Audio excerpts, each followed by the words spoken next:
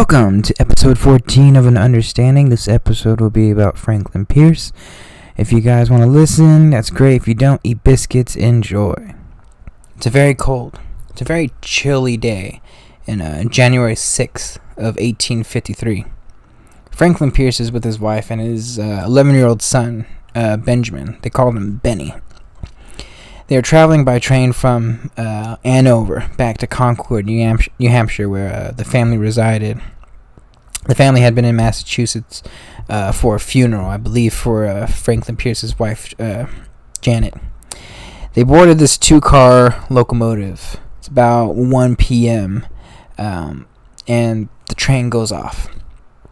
Franklyn Pierce, this man himself, is the president-elect of the United States. He's going to be the 14th president of the United States. He's going to be inaugurated in a couple months from now. He's getting everything in order. He's doing all the pre-presidential stuff, making sure there's no conflicts of interest, etc., and just tidying things up in order to actually become the president. His wife's not happy. His son's not happy either. You know, there's disagreements. His family didn't want him to become president, and there's going to be problems that will occur eventually, as I will explain later on when I go through this entire deep dive. Franklyn Pierce is probably the one president that will never have the support of his family to become president, unfortunately. His wife hates politics, hates the political machine, and unfortunately wasn't told that her husband was going to be actually trying to run for the presidency. She makes it very clear she will not support him, and that this will be only a negative thing that will occur with the family. His son Benny is feeling the exact same way, and only feeling the struggles that his mother feels. The train leaves, and it only takes a couple of minutes once the locomotive picks up steam, but tragedy will immediately strike. One of the train's axles suddenly fractures. Specifically, Franklyn Pierce's car tumbles off the tracks and down this large 20-foot embankment. The train car itself is broken into pieces like a cigar box. The New York Times account of the wreck itself. The accident itself resulted in several injuries and only one fatality. Franklyn Pierce is fine himself. His wife Janet is fine herself. But Benny's missing. They cannot find him. Benny is a very strong boy, intellectual, kind, agreeable, and really a strong young lad, very intelligent. Franklyn Pierce is looking for his child frantically. Everyone is relatively fine for the most part. And then he sees his son under a large piece of wreckage, lifeless. Benny was killed. He's the only fatality from this entire accident. His head and body nearly decapitated. He was killed instantly. Franklyn Pierce is stunned. He tries to find his wife, who catches up to him, and she sees the nearly decapitated body of her child. And she is lost from that moment on. She's broken. She's in tears. She's on the ground weeping. Franklyn Pierce attempts to corral his dead boy, but things are not looking good for Franklyn Pierce and his family. His wife will say that this is a bad omen. Franklyn Pierce himself regrets a whole bunch of different things. The beginning of Franklyn Pierce's presidency begins with the death of his last child, Benny. You want to talk about bad omens? None can come worse than this. Franklyn Pierce is this country's 14th president of the United States of America. And there's a couple of different things about Franklyn Pierce that I should probably note, other than that incredibly insane, tragic backstory before he becomes president. Franklyn Pierce is probably this entire country's most obscure president. It's him, Arthur, Millard Fillmore. There's a whole bunch of different ones. He's beyond obscure.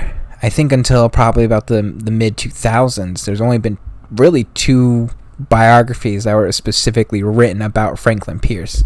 And one of those biographies was written, I think, in like 1852 by Nathaniel Hawthorne before he actually became president. So, I mean, There's not a lot of things written about Franklyn Pierce, and then you have to ask yourself, why is that? Truth is it's also because Franklyn Pierce is constantly rated as the single worst president in this country's history. And you have to ask yourself, is he really? And to be fair, at least on the conjecture of all my research, I kind of have to say yes. You see, Franklyn Pierce oversees a 4-year period. He's a one-term president, and he's actually the only incumbent president that will not receive his party's renomination for the presidency. For his one term, he oversees probably one of the single most contentious periods of political and sectional divide within this country's history.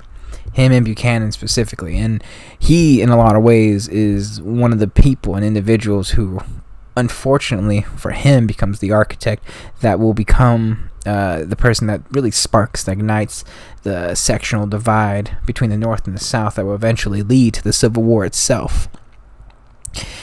But does that mean Franklyn Pierce did it on accident or on purpose? What makes him this terrible president? It's actually more than just that aspect itself. It's the reasons why he effectively does a whole bunch of the different things that he does that makes him one of the worst presidents of all time. But ultimately, it's himself being a bit of a failure in basically executing the duties of the presidency itself. He's this unobjective, politically biased partisan president. And don't get me wrong, there's a whole bunch of different partisan presidents, but he just doesn't even hide it in comparison to at least some modern presidents who have, particular political interests aside.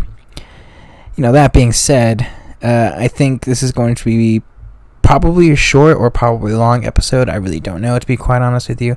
But this one will be a very fascinating episode because, above all else, Franklyn Pierce is one of the more fascinating presidents when you really look down in the deep depths to try and understand functionally.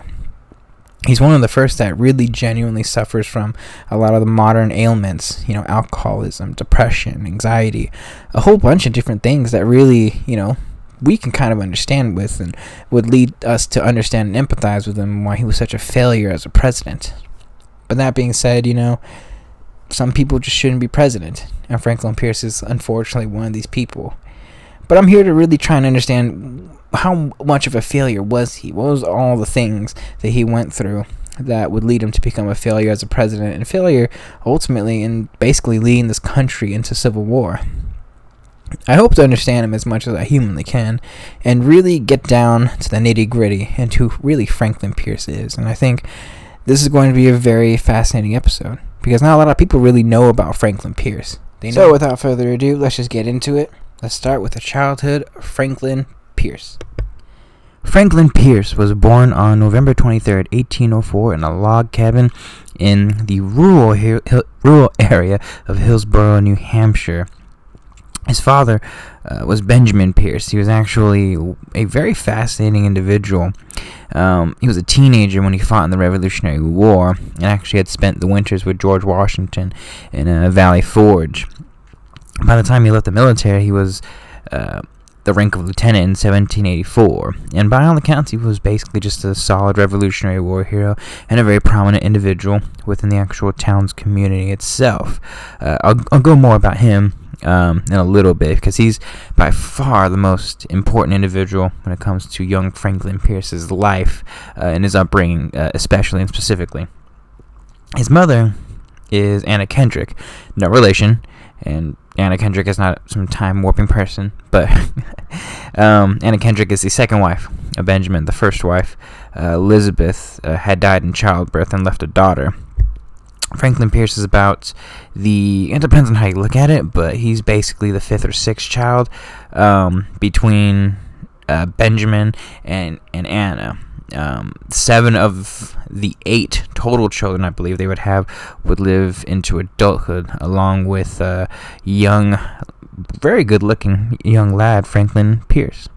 His family has origins dating back to the very founding of this country, and specifically his great I don't know how many greats. Grandfather Thomas Pierce was, the first person to really settle in the country, all the way back in like the 1640s, somewhere around that particular point in time. And, he's about 6-7 generations in, and was a very prominent family within Massachusetts itself. And then when the war came around, Benjamin Pierce, fuck you, British, he's a very, very, basically kind of like a states' rights person, Democratic Republican, which would really influence young Franklyn Pierce at a very young age, and specifically, had a real fascinating opportunity to move to New Hampshire, which was a growing colony at that particular point in time, and he himself became a very prominent individual within the community itself, leader of the militia there. I think he was the town sheriff, notable for basically being very sympathetic to a bunch of, debtors and stuff, and would release them early or whenever he could. For the most part, it's like, well, if you can't pay off your debt, why am I imprisoning you with taxes? He's one of those individuals. He's a pretty common sense lad for the most part, despite not being the most well educated person ever. And he wasn't rich by any means. The entire family wasn't rich by any means. They were fine in Massachusetts, but when he moved to New Hampshire, they kind of started from scratch, although they had a really strong base. And Franklyn Pierce was born in a log cabin, just like many of the other presidents in this country's history, being born in log cabins. Anyways, same goes with his mother's side too. They were the Kendricks, specifically her side, were some of the earliest Puritan settlers within the northern colonies. And for young Pierce, he had a very fascinating upbringing. He was a pretty a well-known individual. He was a very good-looking young man, and a very outspoken, very kind of mischievous young kid growing up, and really one that just enjoyed life and everything and every single facet of it itself. He was not a very bookish young person. He enjoyed roughhousing, swimming, fishing, ice skating. He loved the outdoors more than anything else, and really, reveled every single opportunity that he could to be outdoors and to enjoy nature and life itself, and also hated staying inside and hated doing bookworm stuff for the most part. It's really fascinating, to be quite honest with you, when you look at a young Franklyn Pierce. He was, despite being one of the younger brothers and one of the younger siblings in his entire family, a lot of people really thought of him as a very winning kid. That sounds really weird to say, but he had all the really good qualities that would probably lead you to believe he would be a fantastic leader, or someone who's going to be a leader of men. He had this weird charm, along with his good looks. Whenever he would play with some of his schoolmates or some of his siblings even, he was kind of the ringleader. And a lot of the adults saw him as this really polite, very poised, very structured individual and capable. Like, you look at him and he's like, man, I think this guy could figure something out in a lickety split, and he just kind of just got it, And it's really fascinating too for young Franklyn Pierce to grow up in New Hampshire. He got to see a lot of things happen, and especially with his entire family. He loved, I don't want to say he loved war, but he was very fascinated and endeared to the ideas of war heroes. His own father fought with George Washington in the War of Independence and the Revolutionary War, and a couple of his brothers, including, I believe, his sister's, his half-sister, technically, the oldest sister, sister's husband, fighting within the War of 1812 itself, and he himself would really revel in, I want an opportunity to fight in battle, He was a very young, very, I guess you could say, passionate young lad when he was growing up, and also grossly influenced by politics. He loved politics, and I mean really would grow up kind of like an addiction to politics. I mean, don't get me wrong. Every single president I've done, for the most part, has had an addiction to politics in some meaningful way, shape, and form. But Franklyn Pierce is like one of those weird hidden addictions where it's like, like if he's a gambler, and it's like, I'm not going to go to the casino itself, But the moment he does, next thing you know, it's $50,000 down the drain and you mortgaged your house. That's kind of how I would probably explain Pierce and his ideas for political future. And a lot of it was influenced by his father, a Democratic Republican, the whole Jeffersonian ideal, and he would really go down that path. Pierce enjoyed life. He would enjoy life with his family, as his father was just a very important individual, and really enjoying meeting people, fraternizing with other different peoples, and really, despite learning politics and really being acquainted with politics, really didn't really pay much mind to it until he became, I guess you could say, a teenager. He just went to school normally, really hated school for the most part, tried to ditch whenever he could, and really took to his education, although both his parents, and specifically his father, was very adamant about him having an education above all else.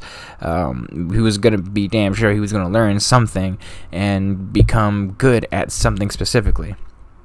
So while in New Hampshire, he would attend a whole bunch of local schools, etc., until he was about 12 years old. Remember, too, he's growing up in the Jeffersonian presidency, the Madison presidency, the era of, the War of 1812, the Second War of Independence. So, a lot of this is kind of shaping his perspective and his, interpretation of how a lot of things go. And I think, because you have to understand, the previous presidents also grew up in that particular time and era as well. Millard Fillmore took a very different path.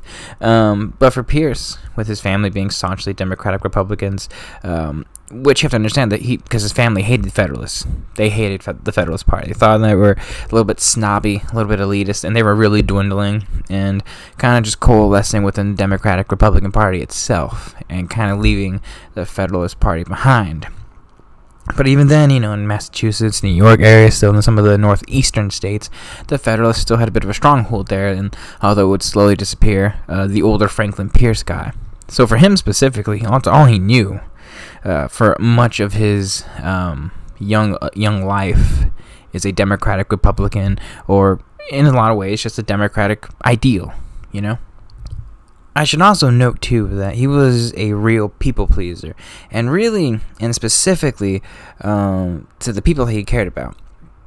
This is going to be very important for later in his life, which would be one of the specific downfalls of his presidency in a lot of ways, was his coalescing and really just trying to please the Democratic Party and the Democratic establishment, which I think is there, but to me, at the very least, and it's very clear in the very beginning of his youth, I would say, he was just a people pleaser to the people that he genuinely loved, cared about, etc., etc. You know how it goes. And specifically, just wanted to please his father. So he was just going to do the things that he wanted his father for him to do, for the most part. And his father wanted him to have an education. So he go to school until he was 12.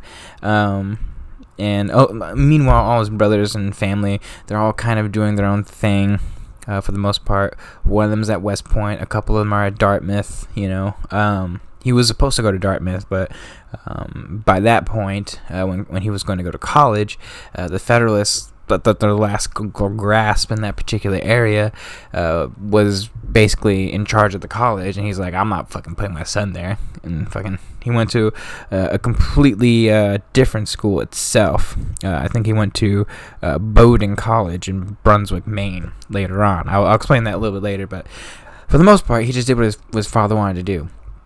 He was a little bit of, despite being a high potential and highly capable individual, which I'll explain a little bit later, he was a little bit lazy.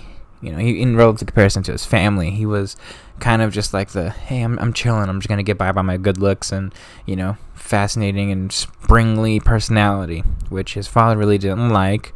But, his father loved him and cared about him and wanted him just to succeed for the most part. So he pushed him, and he really pushed him to excel and exceed, and took him out of actual classes when he was 12 to put him into private academies to learn everything that he possibly could, and really pushed him to succeed.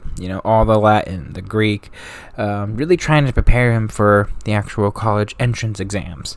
And, by the time he's about 14 to 15 years old, he takes his college entrance exams and finally arrives to Bowdoin College in Brunswick, Maine, for the beginning of the 1820 fall semester.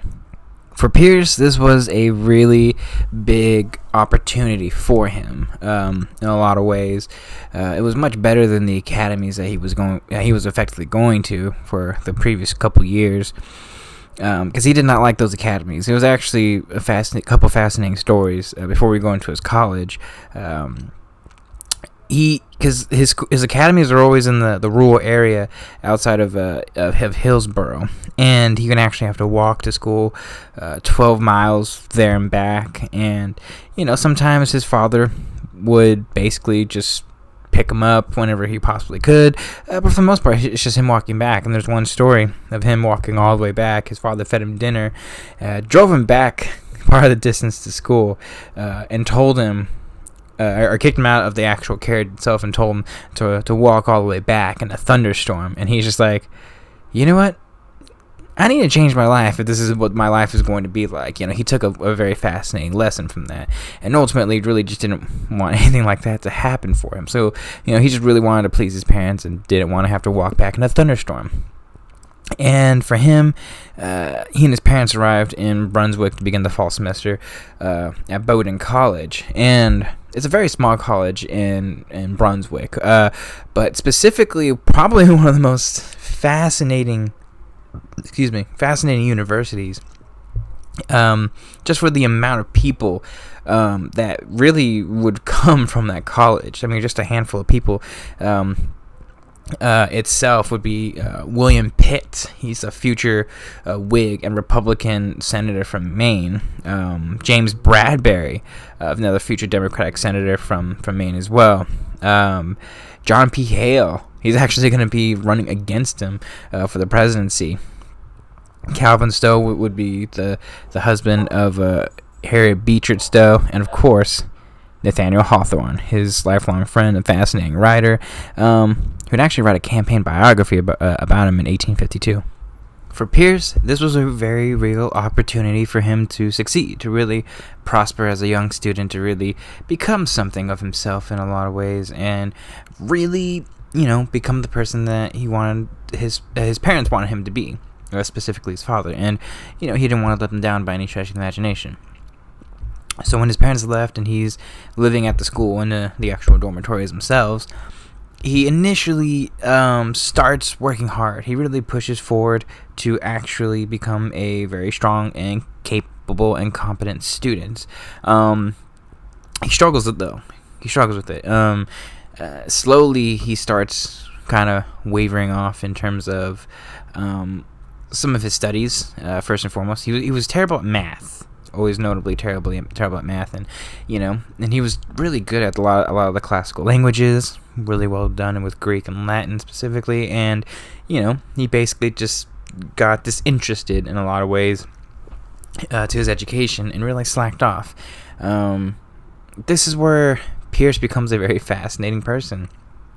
He would spend a majority of his time partying in a lot of ways, or the equivalent of partying during this particular point in time. And, Pierce would actually sneak off of campus sometimes with a couple of his buddies. He would make friends very easily. He was a very popular person there, and they would go to tavern hopping, I guess you could say, and just drinking the night away.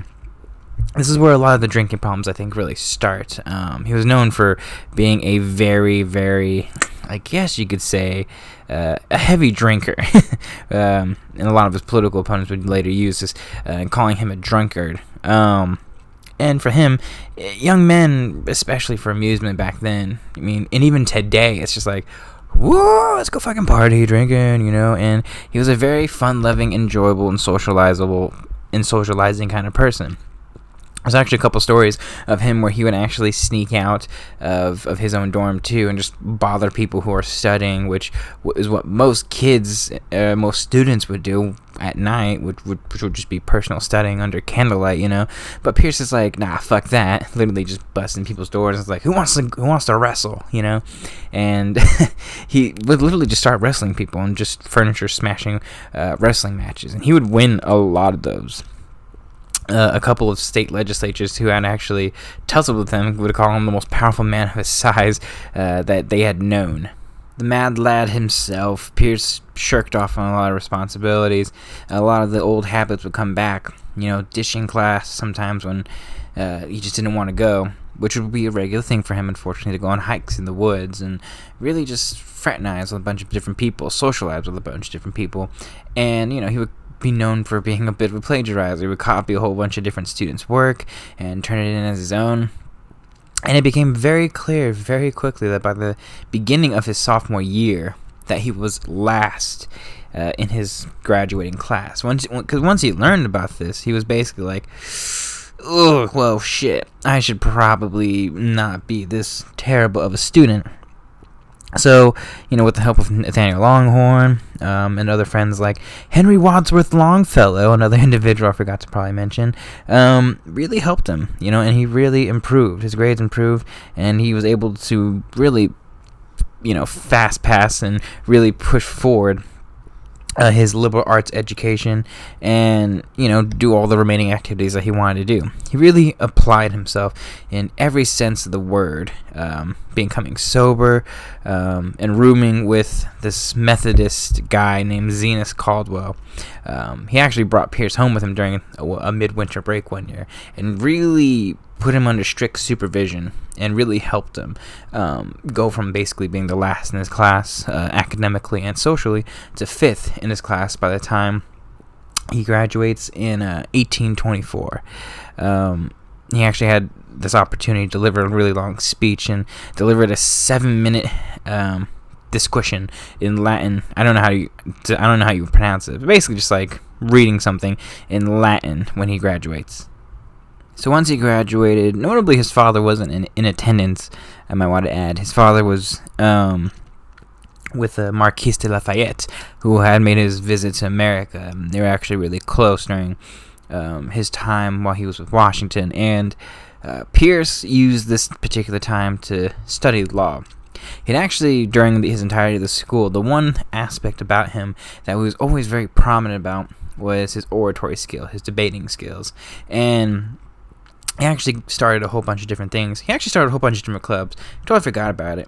He had organized a military company called the Bowdoin Cadets, and he would lead them in marching drills around campus. But he was also a prominent debater and started a debating club and debating society between the minds of, people who were, I guess you could say, to dumb it down, people who were of the mind of John Quincy Adams versus the people who were the mind of Andrew Jackson. His family obviously being on the side of Andrew Jackson specifically.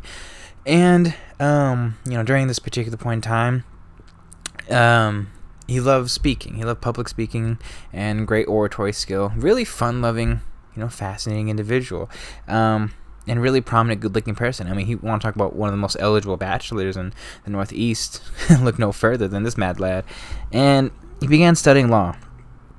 And began also serving as the postmaster of Hillsborough, which his father, I believe, because I think his father at that point was running for governor or was about to be the governor. And his father, being a really important individual in Hillsborough, basically was like, okay, I'll totally give you this job and stuff, etc., etc. And, he took that job with full force and just really worked with it. He studied, also under law, several different types of lawyers and several just different lawyers in general. The first would be Levi Woodbury, who would actually leave soon after about a year to serve in the United States Senate, and then another couple lawyers in Northampton, Massachusetts. It's also around this time where politics really begins to rear its ugly head for, Franklyn Pierce. The debating club, the debating society really influenced him, and he was horrified by John Quincy Adams actually becoming the president. So for him, his, I guess you could say, interest in national politics really quickened and really just swooped in. And next thing you know, Franklyn Pierce is on the war path to the presidency. Pierce would continue his education in law. He would actually attend, if he wasn't reading under Levi Woodbury, he actually moved to Northampton, Massachusetts itself, and really studied under the Northampton Law School. And if it wasn't under the Northampton Law School, he would study under Judge Edmund Parker back in New Hampshire. He was studying all over the place whenever he could. He would take the bar in late 1827, and while also the same year, his father, Benjamin Pierce, would be elected governor of New Hampshire. And this is a very fascinating time for young Franklyn Pierce. A lot of things are happening, and his family's within the thick of the political machine in a lot of ways. And for Franklyn Pierce becoming a lawyer, he would actually be a solid but very boring lawyer for the most part. He would just be known for having this uncanny ability to just recognize people, faces, names, and really just be a quality communicator that would effectively help him be a very prominent lawyer for some time. But he was much more into the whole political machine, the whole political gain, and effectively really started to help his father with his gubernatorialship, I guess you could say. His father was elected in 1827 with no opposition in Hillsborough.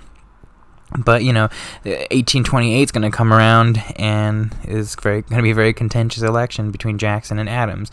And it doesn't just that election just doesn't affect federal politics. It affects state politics too. And there's a big political machine that are very pro-Adams men that are trying to stop his re-election campaign.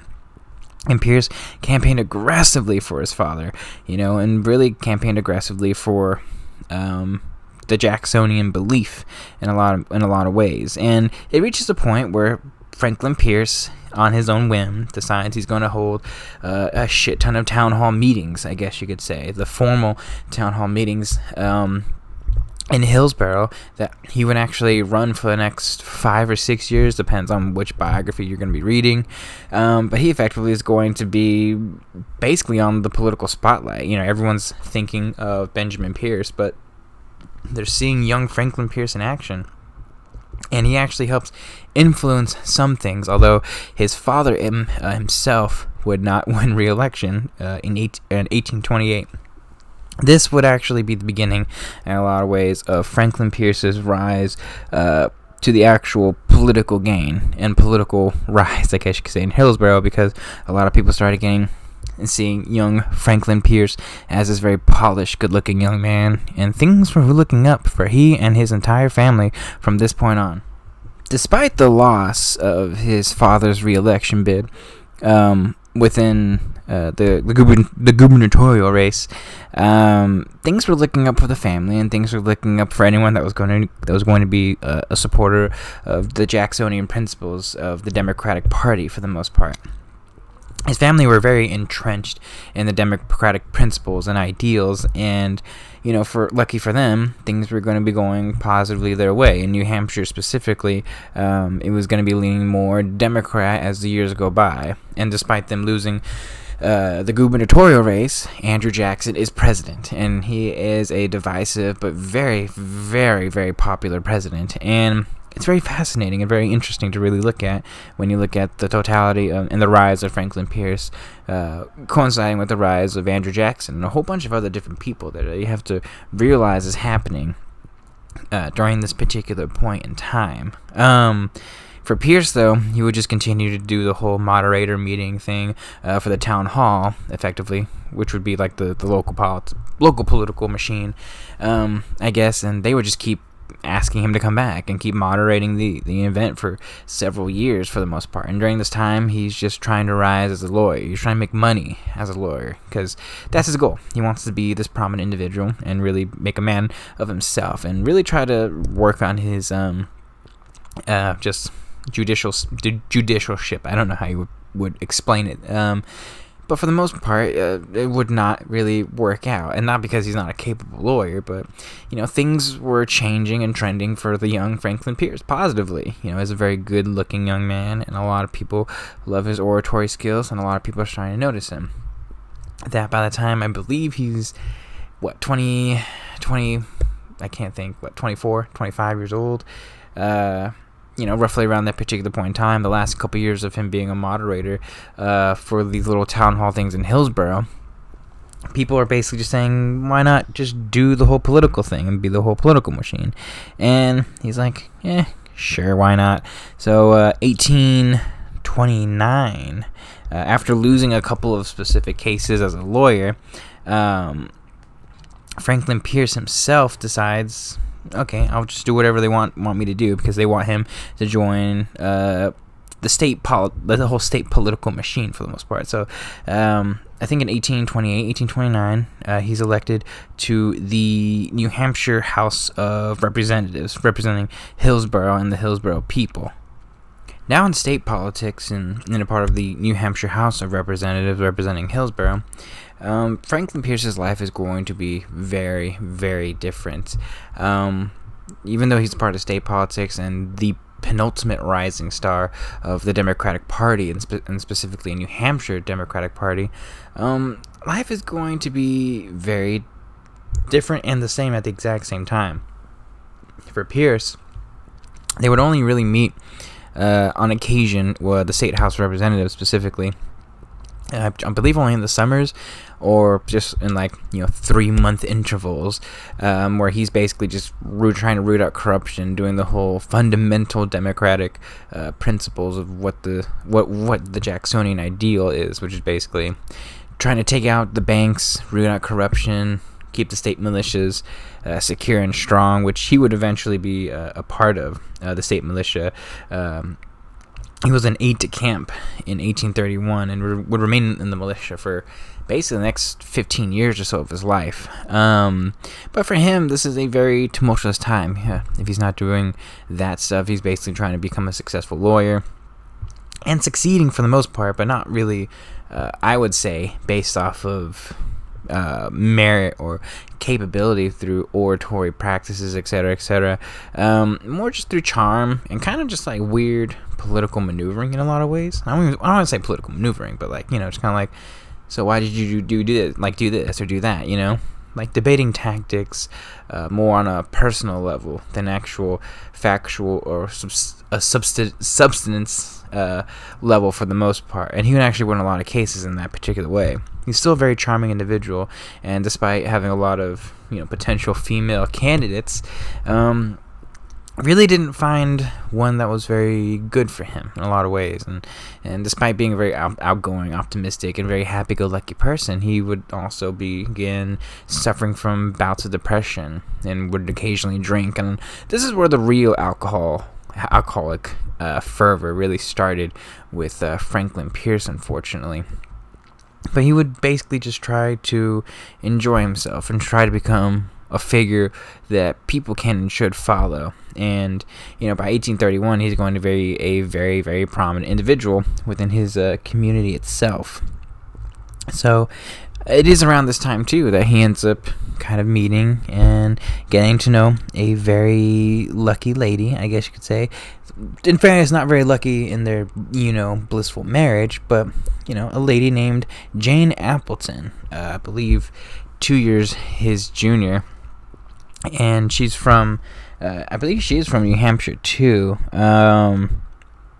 Amherst, New Hampshire. I'm trying to figure it out. Would eventually be his wife too, and they got along initially very, very well. She was an introvert and suffered from depression herself, and bouts of it. Very deeply, fundamentally religious. But they would begin their courtship soon after, around this particular point in time, which would alleviate some of the domestic woes that Franklyn Pierce was facing.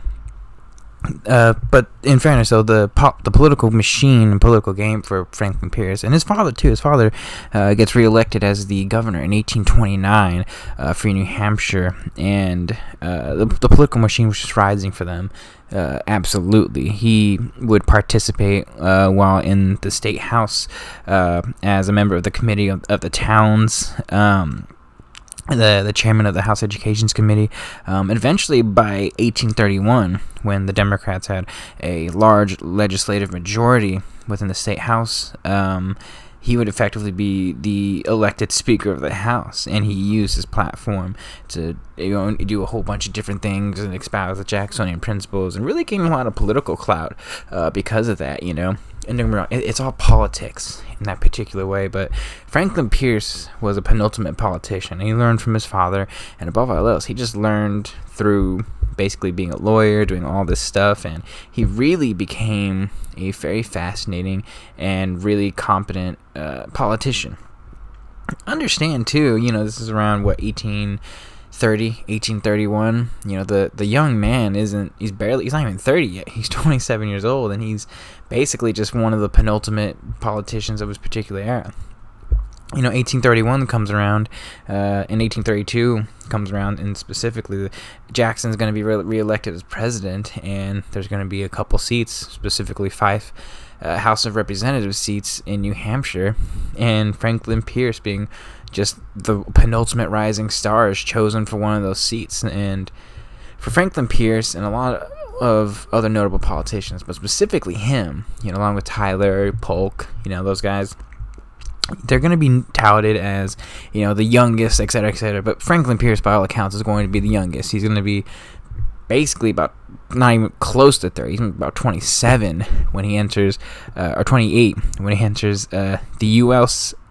House of Representatives. While in Congress, he voted party lines. He wasn't going to do anything, and for him, it was basically just keeping New Hampshire's Democrat as possible. New Hampshire, if any of the states in the Northeast was going to be Democrat, it was going to be New Hampshire. It was mainly because of the Pierces, really for the most part, that really held a Democratic majority and really pushed for, all the specific state reforms, etc., and really were like the penultimate Northeast Democratic states. For Pierce, though, while in, and I misspoke too, he's going to meet his wife a little bit after, around 1833, 1834. But while in Congress, he actually really hated it. He would actually be living in the city.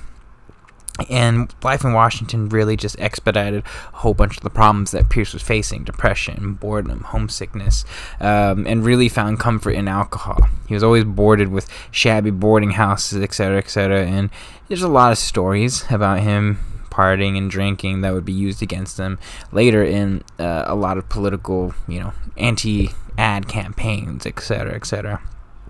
But soon after the first year of being a congressman, he meets and then eventually will marry, Jane Appleton, the daughter of Jesse Appleton, actually, who was the president of Bowdoin College at the particular point in time when Pierce was in school, his alma mater. I'm just going to kind of describe the relationship here and now, because it's probably, despite Pierce being probably one of the most, not well-known presidents of his particular time and era, his relationship with his wife is probably one of the most well-known aspects of his presidency. They loved each other, in fairness, but they also didn't really have a lot in common. And it would always be very troubled, especially from the beginning, because her family specifically were staunch Whigs, opposed to Andrew Jackson. She was reserved and shy, the polar opposite of Franklyn Pierce in every sense of the word. And she was deeply religious. He wasn't as deeply religious. They didn't have the greatest amount and level of religious, I guess you could say, experience in comparison. She was always going to be deeply religious, and that was a big problem there. And above all else, she hated politics. She fucking hated politics. And I think to her, when they got married, it was very clear that Franklyn Pierce was only going to be doing this as a bit of a part-time thing, and that if they were going to be married, she was going to not really be the hostess of the mostess, and that if you're gonna be my wife or be my husband, etc., you're gonna have to focus on law. In which, when he does leave the House and Congress, etc., it's very clear he's really trying to become a lawyer for the most part, and really focus on his law career. So while he was in the House of Representatives, if he wasn't in Washington, he was home with Jane. They would actually try for several years to try and effectively have kids as much as possible. They would have 3 sons, I'll just say this right now, all three of them would not survive into adulthood, which would only put more continuous strain on the relationship. But I'll explain that when I get to the last son in particular. But two of them would die very, very young. One would die in infancy. The second one would die at 4 years old from typhus. And the third one would die in a train accident, which is pretty fucked up, if I'm going to be 100% honest with you. But she was very deeply religious and really helped Pierce abstain from alcohol. I just want to point that out. But if he wasn't in Washington, he was going to be back home with her. She was always ill, and really just for her to travel was a very difficult endeavor for them. So they made that deal and that pact while also trying for kids. As a member of the House of Representatives, his entire, I would be honest with you, entire House of Representative membership, I guess you could say, his entire time there specifically was very boring. There's nothing specifically that would distinguish him, him in particular, as a member of the House of Representatives. He always voted usually in favor of the party line, the Democratic Party line, except I would probably note probably more sternly than most of his Democratic allies and contemporaries. He was notable for vetoing numerous federally funded internal improvements that were headed by Democrats, because he was just like, no, that's a state's issue, et cetera, which I think is really interesting and fascinating. He was very sternly the whole Jacksonian ideal, even though some of the Jacksonians and Van Buren's weren't really, 100% always all in for. He loved Jackson, he loved Van Buren, he loved all those guys, and he was able to work with them and meet them on numerous occasions, and became one of the most, youthful, exuberant, and fascinating young House of Representative members. I mean, he's the youngest, by the time 1834, 1835 hits around, he's barely 31 years old. And yet he is this penultimate rising star within, the Democratic movement. And let me just point this out too. He never owned slaves. He actually really abhorred slavery more than I think a lot of his other Democratic northern Democratic contemporaries basically were. Sorry, that was poorly worded. He did not like slavery whatsoever. He probably didn't like slavery more than, say, Millard Fillmore, if I'm going to be honest with you. That being said, he also hated abolitionists more. I think he hated abolitionists specifically because of their religious, cultural bringings, because a lot of the abolitionist movement is really influenced of this whole second wave of the Enlightenment in a lot of ways, religious Enlightenment, and he was just like, that's not how it should be. This should be much more of a social issue that should be corrected through, slow. He was basically of the mind of many politicians and individuals at that particular time and era. Oh, God. I don't know why I'm having hiccups. Specifically to, let slavery dissolve away eventually. You understand, this is the time of Jackson, Van Buren, and a lot of these individuals are thinking along those same lines in particular. Let's not break the status quo and let the South succeed because, they want to keep their slaves in order. You know what I'm saying, fam? But, that's just Franklyn Pierce's idea of slavery and abolition to, I guess you could say, to an extent, He detested slavery as a social and political evil, but he hated just abolitionists, to a point where he was in support of the gag rule around this point in time when John Quincy Adams is going to rejoin Congress, and he's like, he's like, shut the guy up, I will say that while in Congress, he tended to side with the much more South, or at least sympathize with the pro-slavery views of the South, which is probably why he was influenced in that particular way as a future president. But, he actually made a lot of interesting acquaintances, specifically with a young man named Albert Baker, who would actually study under Franklin himself. And he had a younger sister that was both impressed by the learning of both men. And long story short, Mary Baker would be known as Mary Baker Eady, the founder of the Christian Scientist Church, which is apparently a really big organization that was of prominence. So I just wanted to point that out really quickly. But he'd also be really influenced by another Southerner, notably a young man named Jefferson Davis. Really pleased, and they've become really acquainted with one another during his time in the House of Representatives, and then eventually as a senator. His time as a member of the House of Representatives was very boring. Nothing really happened, and there was going to be a spot opening up very, very soon after in 1836. This guy, Senator Isaac Hill, had been elected governor of New Hampshire at the time, and there was going to be a spot open up for the senatorship, or for a senator spot.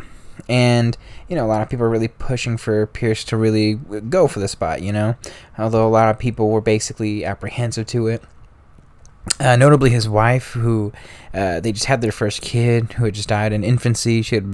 It's tough family life. The family life for Franklyn Pierce is really deeply, deeply fascinating and kind of really understandably empathetic and really sad in a lot of ways. Because he and his wife just are struggling at this particular point in time. She hated it. She forbid him really from using tobacco, alcohol, really trying to keep him clean as much as possible. And, it's tough because she couldn't really do anything. She was always sick and melancholy. Didn't even really even clean the house either, which made things very, very fascinating for the entirety of the relationship, because she really just didn't do anything. But she was very apprehensive for him to try and become a senator, but a spot opened up, and he's like, okay, why not? I'll try and be a senator. And she didn't want him to do it because if you're a senator, it's going to be basically about 6 years for a senatorship for the most part, and she was very apprehensive to that as the reality of what she didn't want that to happen at all. Is the whole point. But he goes for it and effectively becomes the senator, and the youngest senator, I might want to add, because I think, God, he was probably, 32 years old when he becomes the senator of New Hampshire? God. And Franklyn Pierce is the youngest senator, I think, in this country's history. Franklyn Pierce is the New Hampshire senator in 1836, 1837, at a very tumultuous time in this country's history. A very staunch Democratic supporter. I mean, the two people he would hold in high regard would be number one, Jackson, and then number two, Martin Van Buren. So when Martin Van Buren becomes president, he's a blind supporter in a lot of ways. Obviously not blind, but he tends to agree with a lot of the Jackson and Martin Van Buren principles and whatnot. It's unfortunate, too, because being a staunch Democratic supporter, he's also going to face a lot of the negatives that are going to come about with the Panic of 1837 and a whole bunch of the other issues and problems that are going to really be stemming from Van Buren's presidency. But for the most part, he tries to, unsuccessfully, lobby for Martin Van Buren's policies, both in the federal and the state legislatures, etc., etc. He's trying to support a whole bunch of different things. Notably with the Panic of 1837, he's trying to pass and push forward the idea of the independent treasury, which is the big thing Martin Van Buren was trying to do that wouldn't be in law until James K. Polk becomes president. He's also trying to do a whole bunch of things with the military, namely with pensions, which is a very difficult time to do, unfortunately, with a financial crisis, And it's also around this particular time, too, that he becomes a lot closer to a lot of the southern faction of the Democratic Party. I want to add Jefferson Davis becomes one of his closest political allies during this particular time within the Senate itself, and just in general, because both would participate in the Mexican-American War. I just might want to add. But also, too, life for Franklyn Pierce was becoming difficult, both in Washington, obviously, and then at home. His wife was having trouble. They're having kids left and right, as much as they possibly could. He would have two sons by this particular point in time, a 4-year-old and 2-year-old. The 2-year-old, who would be the closest thing to, I guess you could say, the longest living child. They would affectionately call Benny. Which for Franklyn was really difficult. Because Jane would refuse to go to Washington. She would go there one time and be like, "Oh, I'm not feeling too good. I'm going to raise the kids back at home." And she really pushed for him to resign from the Senate itself. And he refused to for a little bit, for a couple years, because of the political machine. And basically politics was a fucking drug to this guy at this particular point in time. And his law practice wasn't as conducive as and financially lucrative in relative comparison to the political machine and the political, potential that he had for the most part. He basically just chose politics over being a lawyer. I guess that's what I'm trying to allude to specifically. His time as a senator is basically just trying to push a whole bunch of these things and really failing, but not failing because of him as an individual, but more so just with the reality that, the politics of Martin Van Buren, the Democrats were going downhill and the Whigs were rising around the 1840s. By the time the Whigs win the election of 1840, William Henry Harrison and John Tyler, his time was basically kind of just on the wall for the most part. His time as a senator really was just going about doing these things specifically as a Democrat Party line for the most part. The only thing that he was so abhorrently against was the abolitionist movement, which is probably why he and Jefferson Davis got along pretty well, if I might say so myself.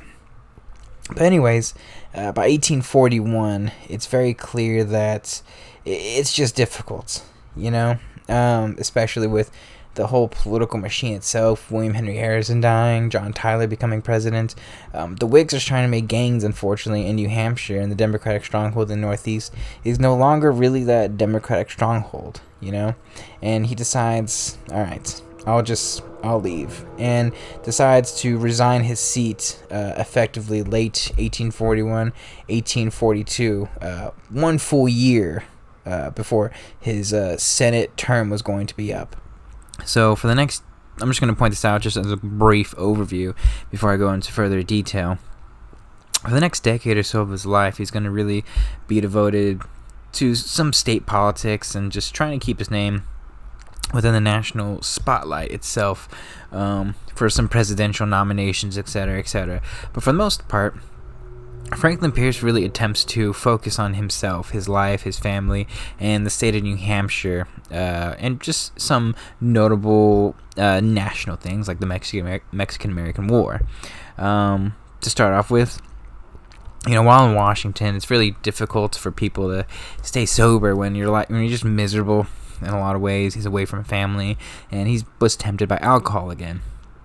So he joins this pro-temperance movement and really enforces a lot of the pro-temperance ideas in New Hampshire itself, and specifically in what is now Hillsborough. I think changes to Concord, specifically, city name specifically, and he ends up trying to make Concord a very dry town, I guess you could say, and some of the villages and townspeople dry as well.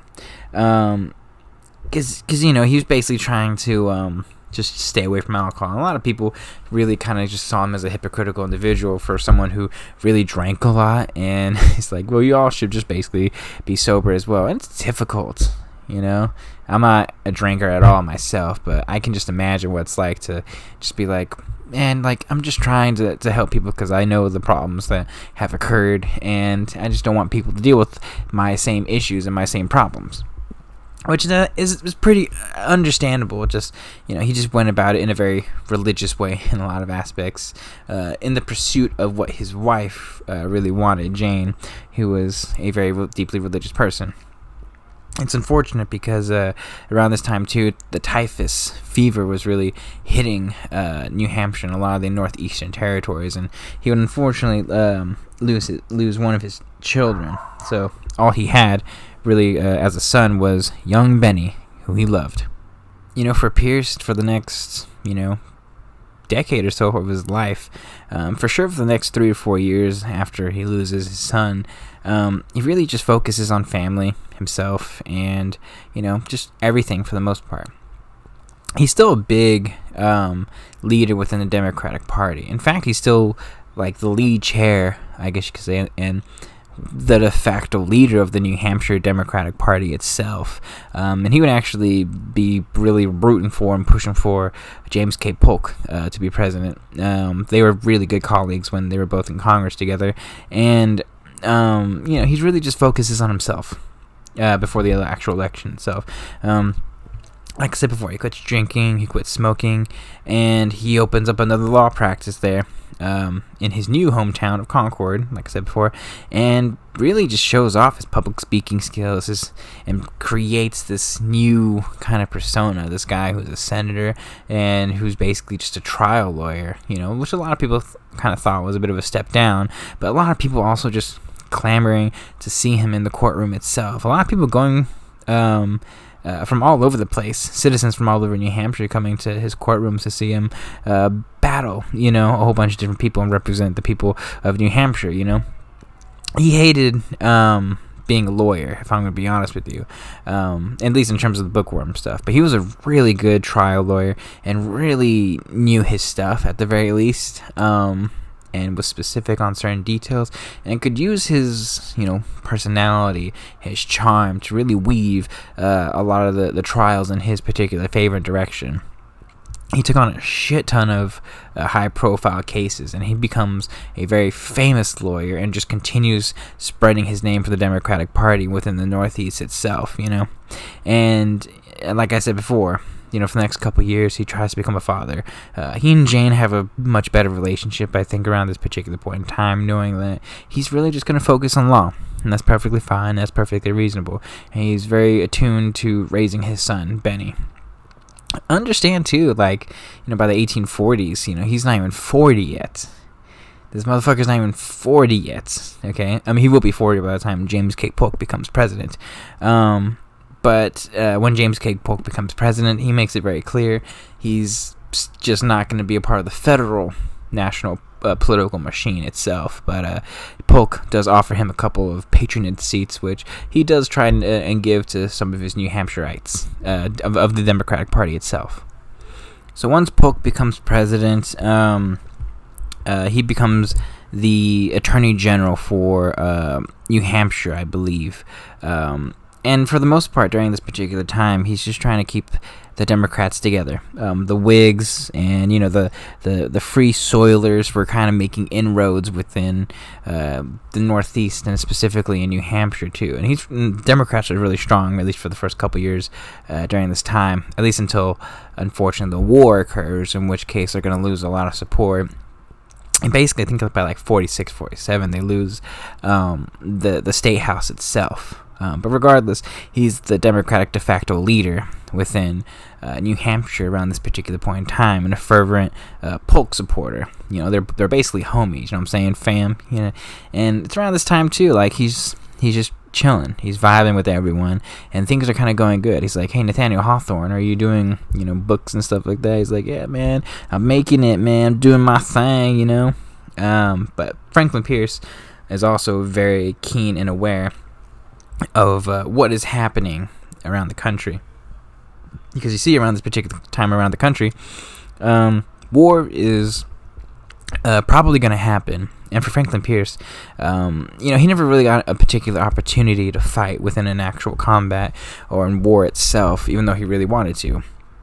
He's influenced by his father, all his brothers and cousins, and, brothers-in-laws, etc., who had fought in the War of 1812, the Revolutionary War, and he never really saw combat. But you have to understand, a lot of people who fought in the Mexican-American War, were men kind of like Franklyn Pierce, too. A lot of these guys who wanted the opportunity to fight in battle and saw it as a positive effect to have military service.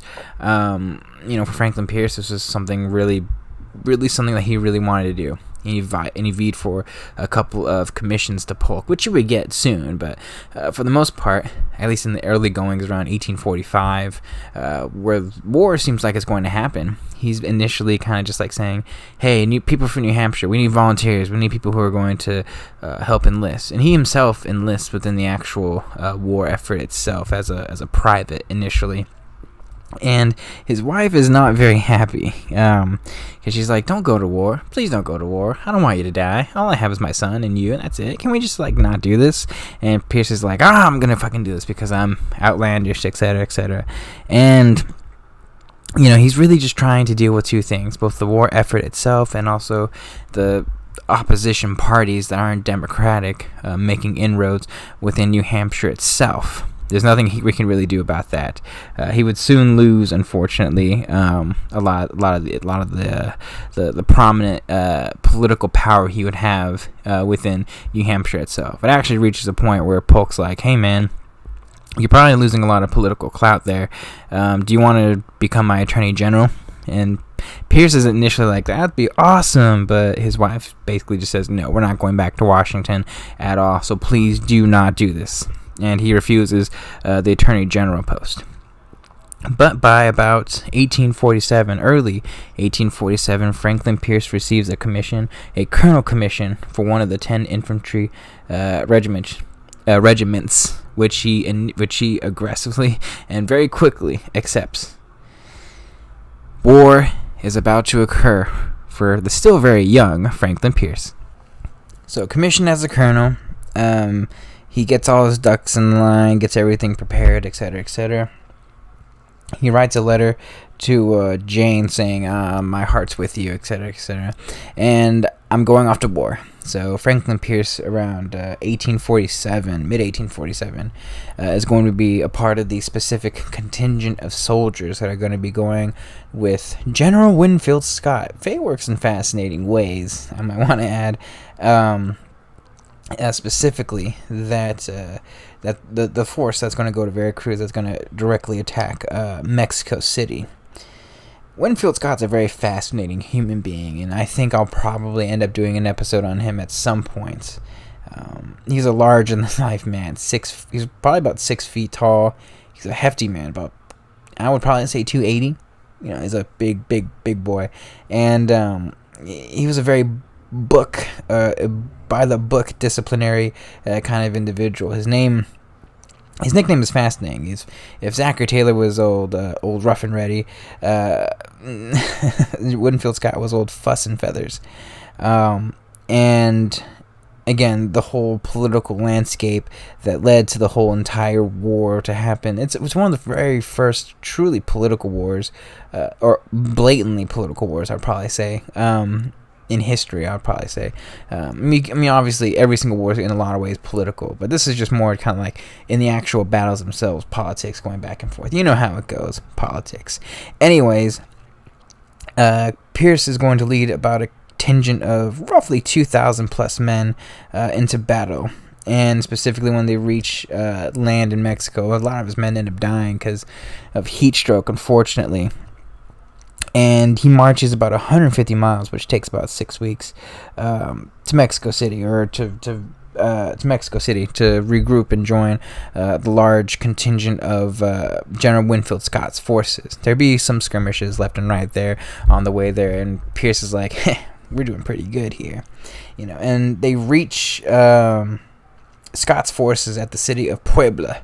I believe it's called Puebla in May of 1847. In which case, real battle that, you know, Franklyn Pierce is going to be part of is about to begin.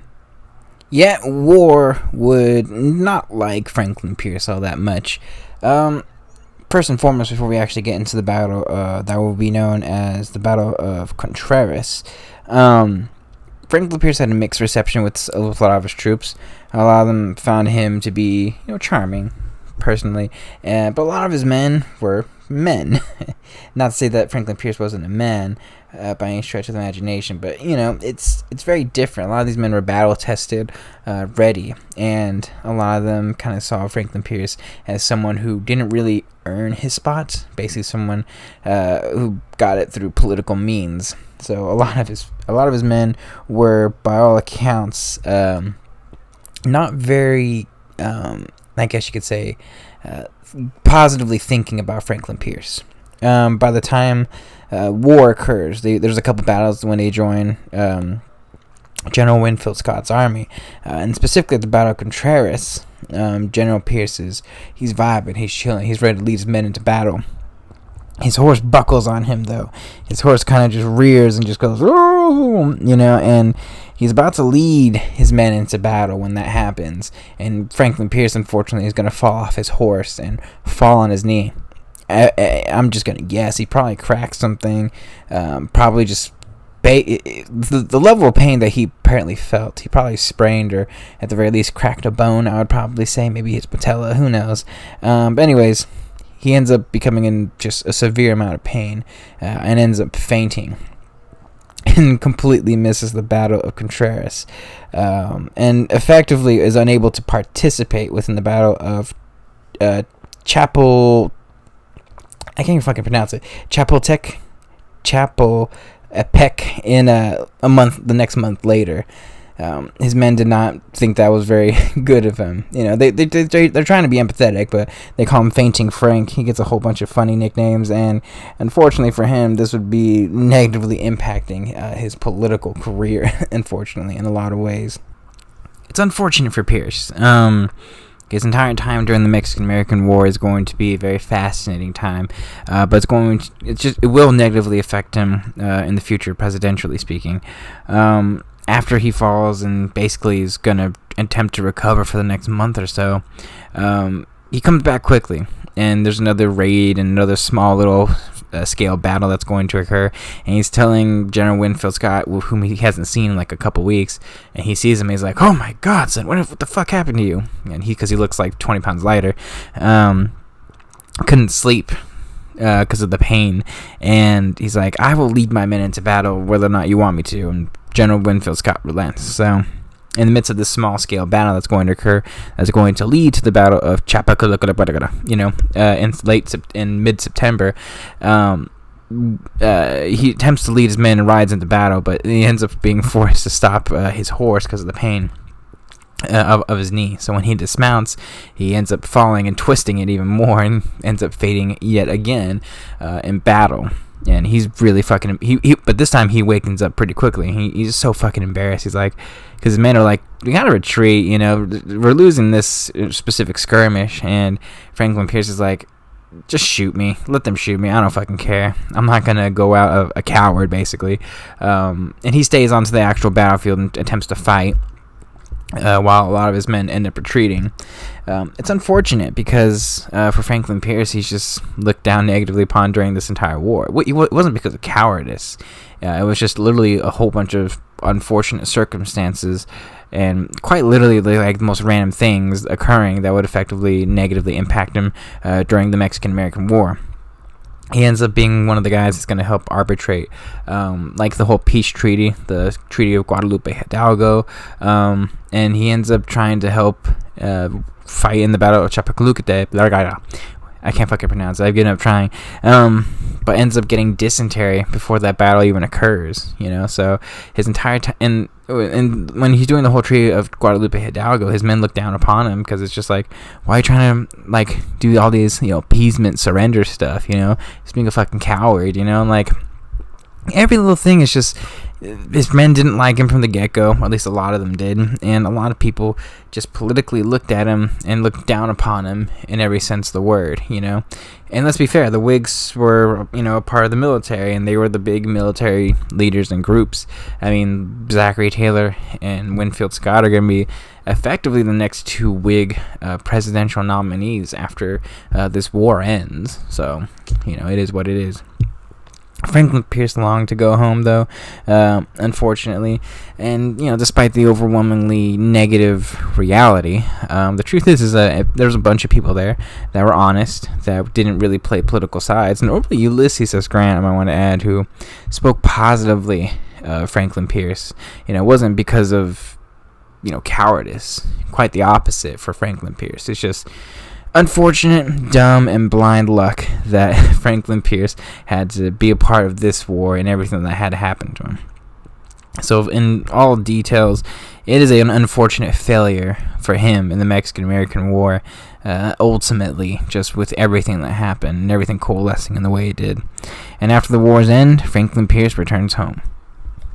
So when Pierce comes home in 1848 after the end of the Mexican-American War, his battle exploits are kind of known a little bit at this point. The Battle of Contreras, where he first faints, and then the second battle that I forgot to mention was the Battle of Churubusco, that he faints for the second time, that he basically just loses for the most part.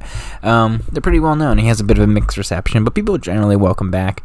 As a war hero, he found the war and served his country. Little things like that. He comes back to two very different New Hampshire. He's trying to rebuild in a lot of ways the New Hampshire Democratic Party, which I'll explain in just a second. But first and foremost, he tries to rebuild his law practice and his life. Gets reacquainted with his family, his son, who's about 7 years old around this time, and really starts taking a bunch of high-profile cases again. His law firm and law practice had dissolved because his partner left. He got a new partner, and then basically started becoming another high-profile lawyer again, working incredibly long hours. He was always a really good lawyer in terms of keeping things very simple for a lot of the jurists. I haven't looked at his specific cases, but a lot of people are basically just saying that he just simplified pretty fairly a lot of the issues that were apparent in a lot of cases. It was actually it was far more successful than it was before, and before, his entire law practice prior to the war allowed him to achieve a relative national fame, and it was far more successful now than it ever was. And it actually resulted in him working incredibly long hours, to a point where his son Benny would have to come and get him to come home, which I think is really interesting. And despite the long hours working in his law practice and trying to get things back, in terms of his personal life on track, he really focused on trying to get the Democrats really back on track. He really renewed his New Hampshire Democratic Coalition Party, really kind of just becoming the guy there, and really enforcing New Hampshire to become a really prominent Democratic state. I'll put it to you this way. He ends up creating, I guess you could say, what is known as the Concord Regency, this Concord clique, I think is what they would actually specifically call. And he basically did a lot of political maneuvering within state politics in order to get the Democrats a bunch of specific seats that were of his specific branch of the Democratic Party. Because you understand, too, the Democratic Party is kind of beginning to splinter in a lot of ways. Once they lose the election of 1848. By the way, he supported Lewis Cass, and surprisingly not Martin Van Buren, who was a part of the other coalition. What was it? But specifically, I think the Free Soil Party that Martin Van Buren was a part of around that particular point in time. Sorry, I can't think right now. But he supports him, Lewis Cass, in the election of 1848, and just trying to keep party unity. For the most part. But in New Hampshire, he's really pushing for New Hampshire to basically just become a bit of a Democratic stronghold once again, and really doing a whole bunch of different political maneuvering in order to potentially get him maybe a nomination in 1852. Who knows? To call Franklyn Pierce a political opportunist is a bit of an understatement, to be quite honest with you. A lot of things are going to be happening within the next couple years. Once the Mexican-American War really ends, the country is going to be in a very fascinating, for like 4 years, effectively from Zachary Taylor to Millard Fillmore's presidency. It's going to be just a tumultuous time as the Democrats start splintering, the Whigs basically fail as a political organization and party, and there's really no third-party candidacy that's going to effectively take charge in a lot of ways. And, for Franklyn Pierce, this is a very golden opportunity. So I'll just briefly explain a lot of things that are going to happen that are going to lead up to effectively the election of 1852, which is one of the most fascinating elections. I say this a lot about a lot of different elections, but how Franklyn Pierce becomes a presidential candidate is incredible and interesting. and one that should probably get much more prominence in how he became president.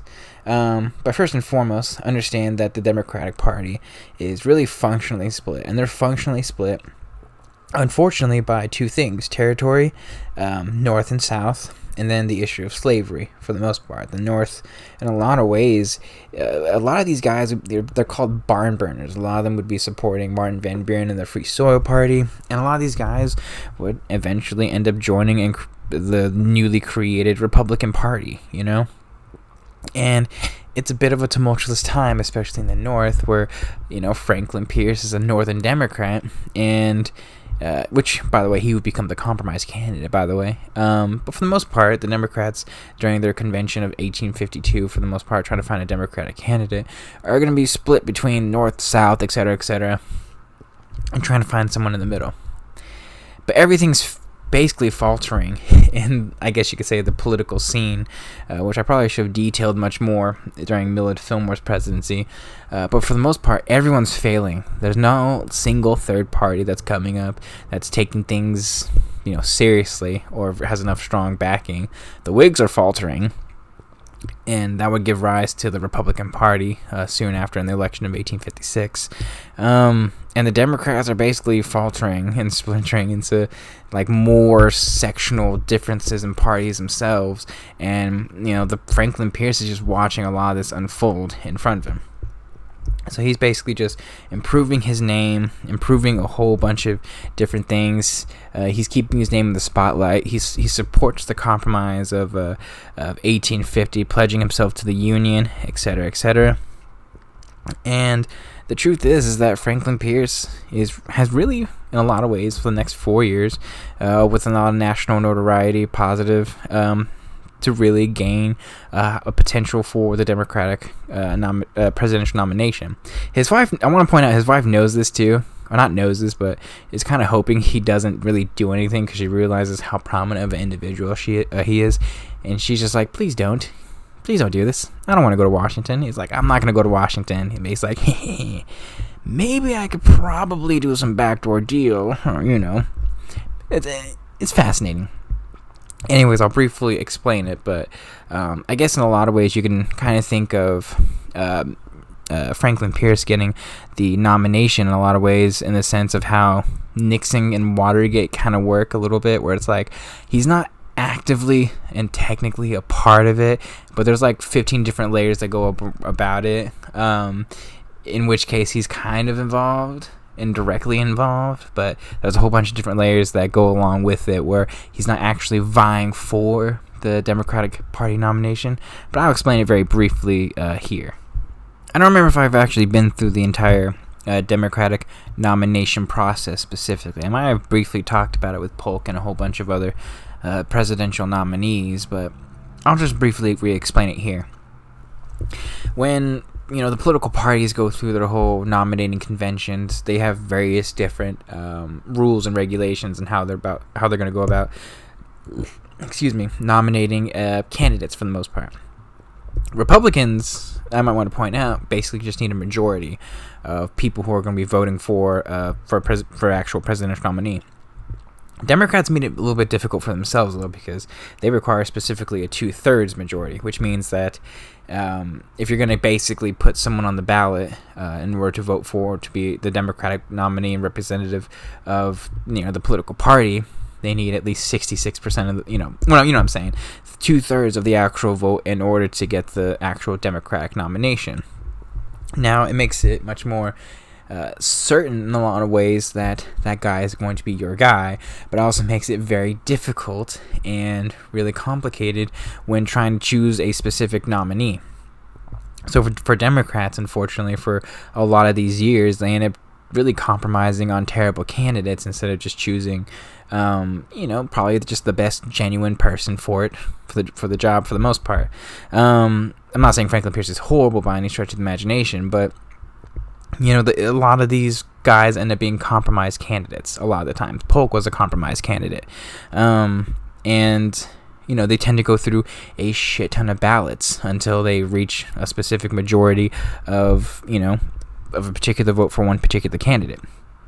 Now this not caucus, but this specific election and the specific Democratic nomination process involved, relatively speaking, 4 different people of varying but very influential degrees within the Democratic Party itself.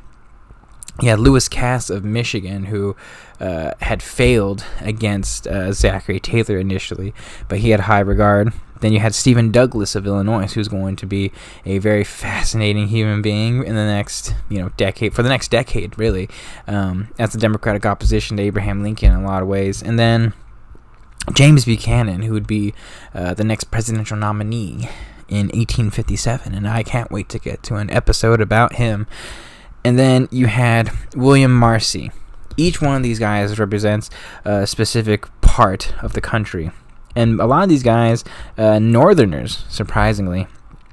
Stephen Douglas of Illinois, Lewis Cass was Michigan, James Buchanan was Pennsylvania, and William Marcy was New York. And a lot of the people in the South, Southern Democrats, were not very happy that these were the fundamental frontrunners for the most part.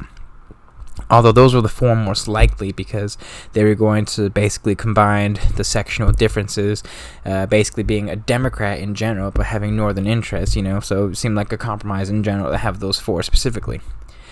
Anyways, it takes about 35 fucking ballots, weeks to try and find some level of agreement between anyone in the Democratic nominating process. Anyways, long story short, Franklyn Pierce basically says, I'm not going to fucking do anything like that. But a lot of people in New Hampshire and the northern states were basically like, well, the big Democrat state is technically New Hampshire, so we should probably have one of our guys be it. And everyone's like, well, why not Franklyn Pierce? And then Franklyn Pierce is like, no, don't fucking do it. But, if you guys really want me to, I'm not going to say no, but don't tell my wife. That's basically how it went.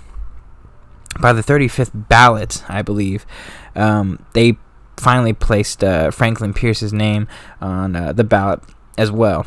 And it was a bit of a complicated process because Franklyn Pierce, despite, having some national fame, had really been out of the entire federal and national political process for the better part of a decade.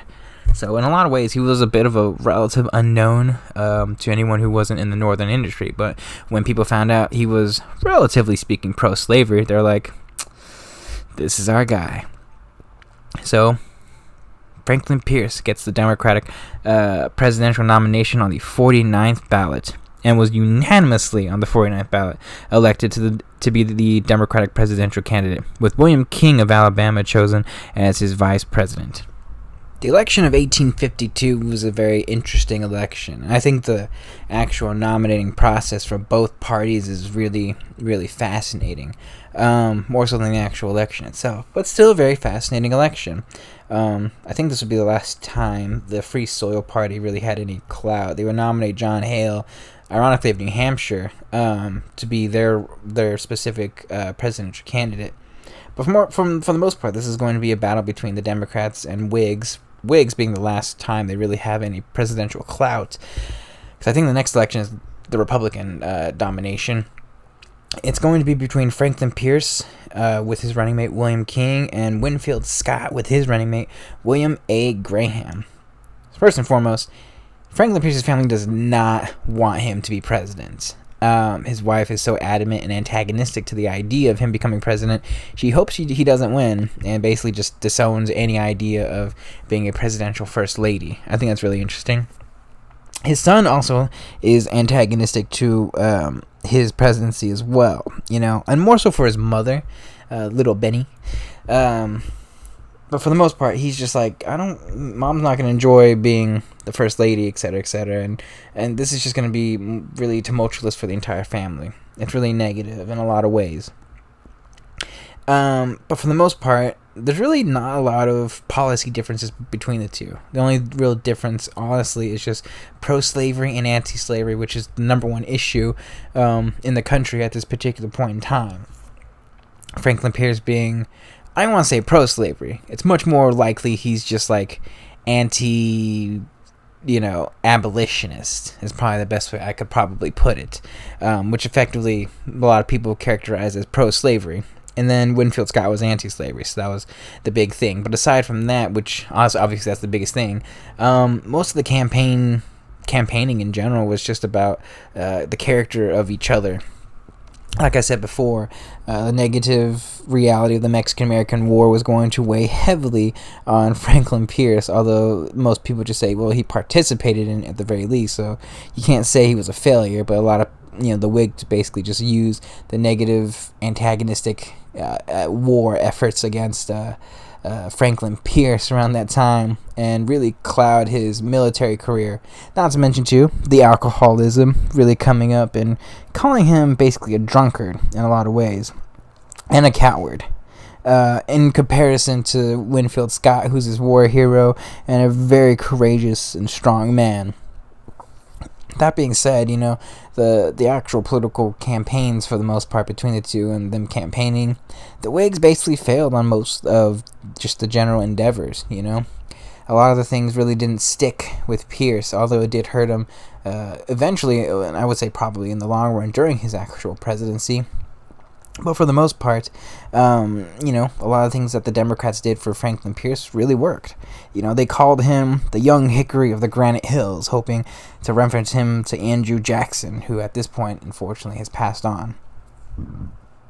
And for the most part, they're trying to counter with a whole bunch of different things because they called Winfield Scott a drunk and a pro-Catholic person, because his daughter was a nun, and I'm not saying they were antagonistic to religion, but there was a lot of anti-Catholic views within the country itself at this particular point in time. They actually had a really funny slogan, the Democrats, we poked you in 1844, and we're going to pierce you in 1852. Anyways, the election of 1852 really ends in a very fascinating way. And it's really showing, too, because there's less people that vote in this election than the previous elections. And Franklyn Pierce ends up winning the election of 1852. He wins, basically the majority of the popular vote, about 51% of the popular vote, and about 254 electoral votes. He ends up carrying 27 out of the 31 states at the time of this election, by the way. And the Whigs basically will fall into obscurity. And Franklyn Pierce will become this country's 14th president of the United States of America.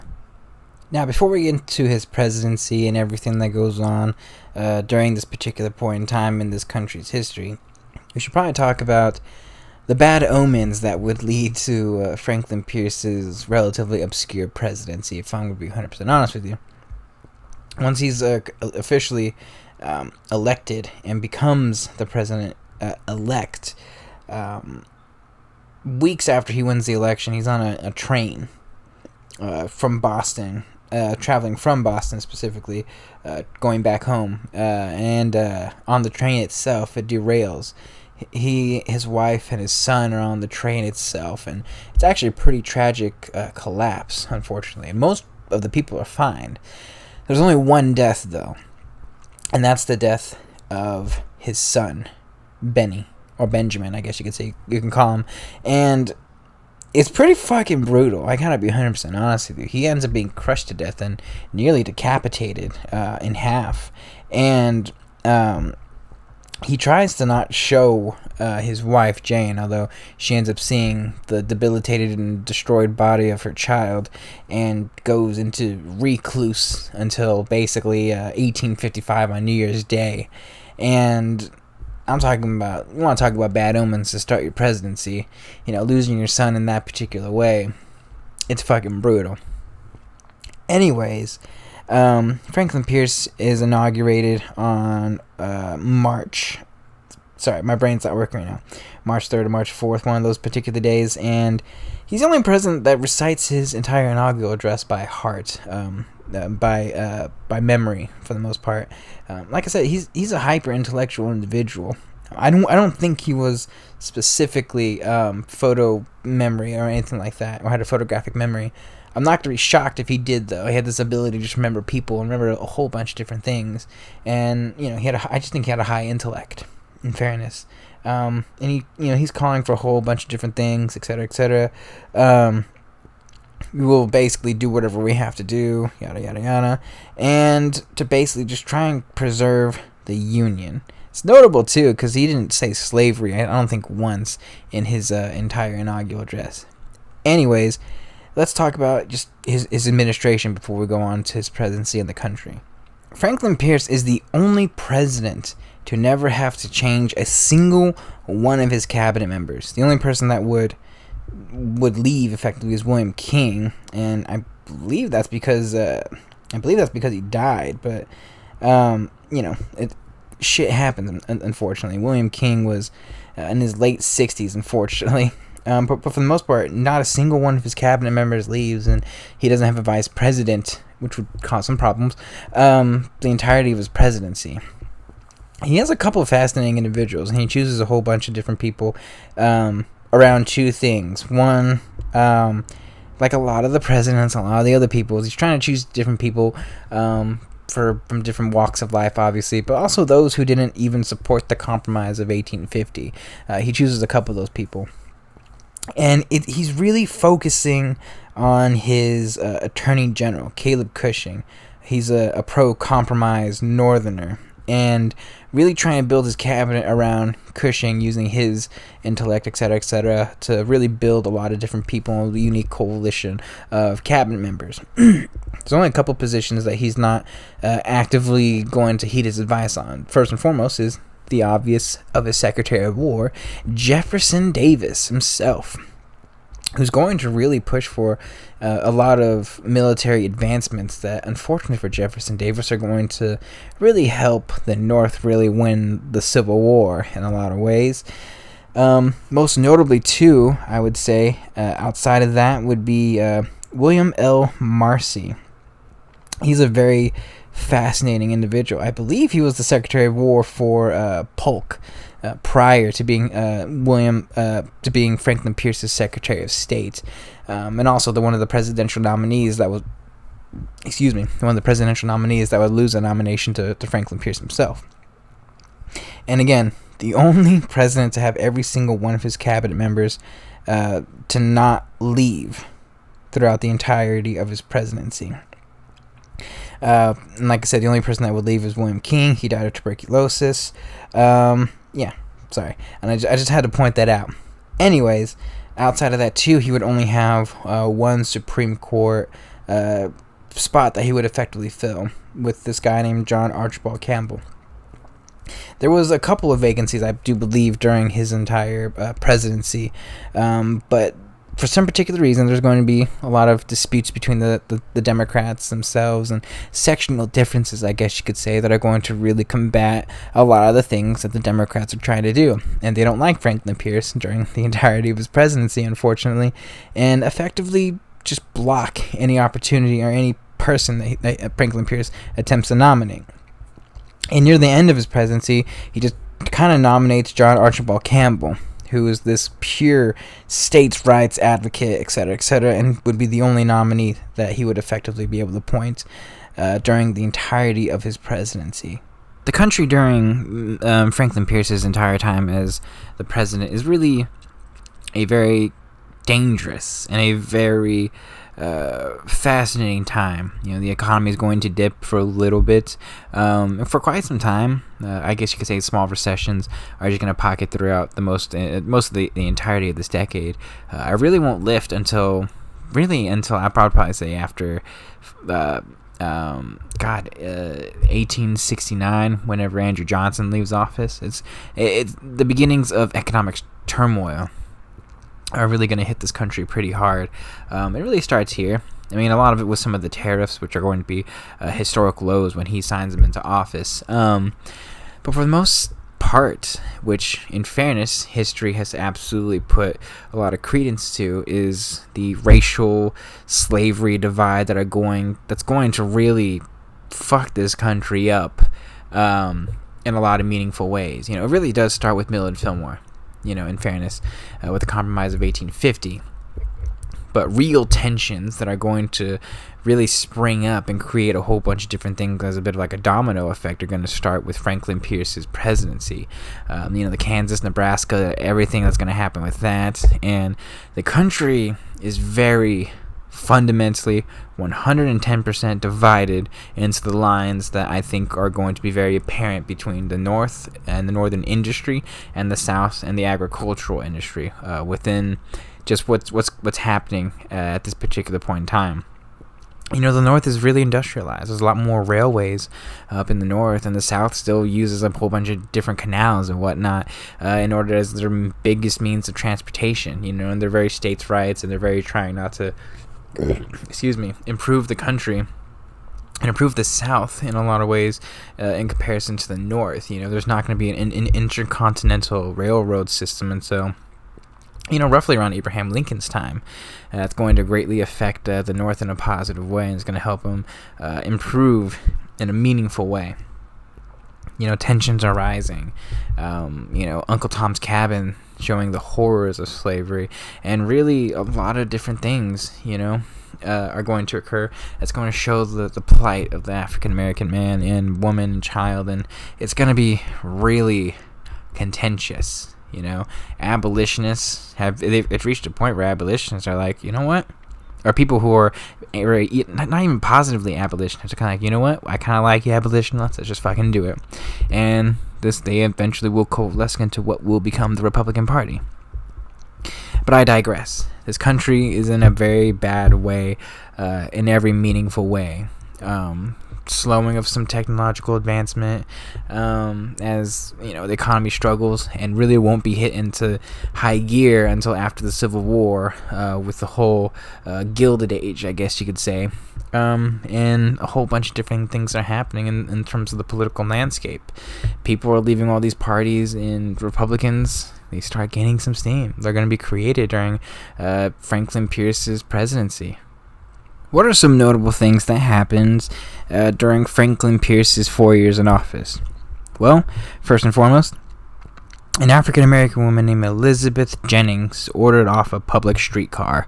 It's very interesting because the person who is going to represent her is a man named Chester A. Arthur. If you don't know who Chester A. Arthur is, he's going to be a future president of the United States of America.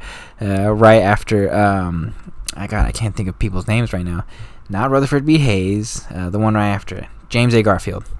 And he's going to be representing her during this particular point in time as a future Republican himself. Congress will pass the Coinage Act, and around this particular point in time, this is going to be the arrival of Mr. Commodore himself, Matthew Perry, to Japan, and to open up the whole of trade relations with Japan itself. Around this time, too, Washington is organized as a separate territory from the Oregon Territory itself that eventually will become its own state. I should also point out, too, that during the entirety of Franklyn Pierce's presidency, the Crimean War is going to occur from beginning to end. That's going to consume all parts of Europe, for the most part. Britain, France, a whole bunch of different countries are going to be involved. And it's going to be really fascinating to see that with Franklyn Pierce. Pierce opens up also the first World's Fair that's going to occur in New York. New York is also going, or not New York, the United States and Mexico are going to sign the whole Gadsden Purchase, get that basically tract of land that's going to form the modern, Southwest with Arizona, New Mexico, all those territories. The first class of the United States Naval Academy, Annapolis, will graduate during Franklyn Pierce's presidency. Florence Nightingale is going to become a thing, and she will leave with a shit ton of nurses to help support a lot of the soldiers during the Crimean Wars itself. Republicans will become a party in Wisconsin very early into the second year of Franklyn Pierce's presidency. They will hold their first convention in 1854.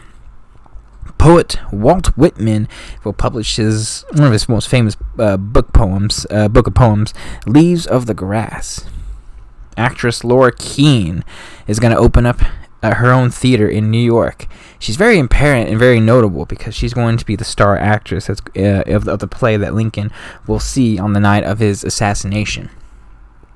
The first railway opens up in Panama, connecting the Pacific and Atlantic Oceans.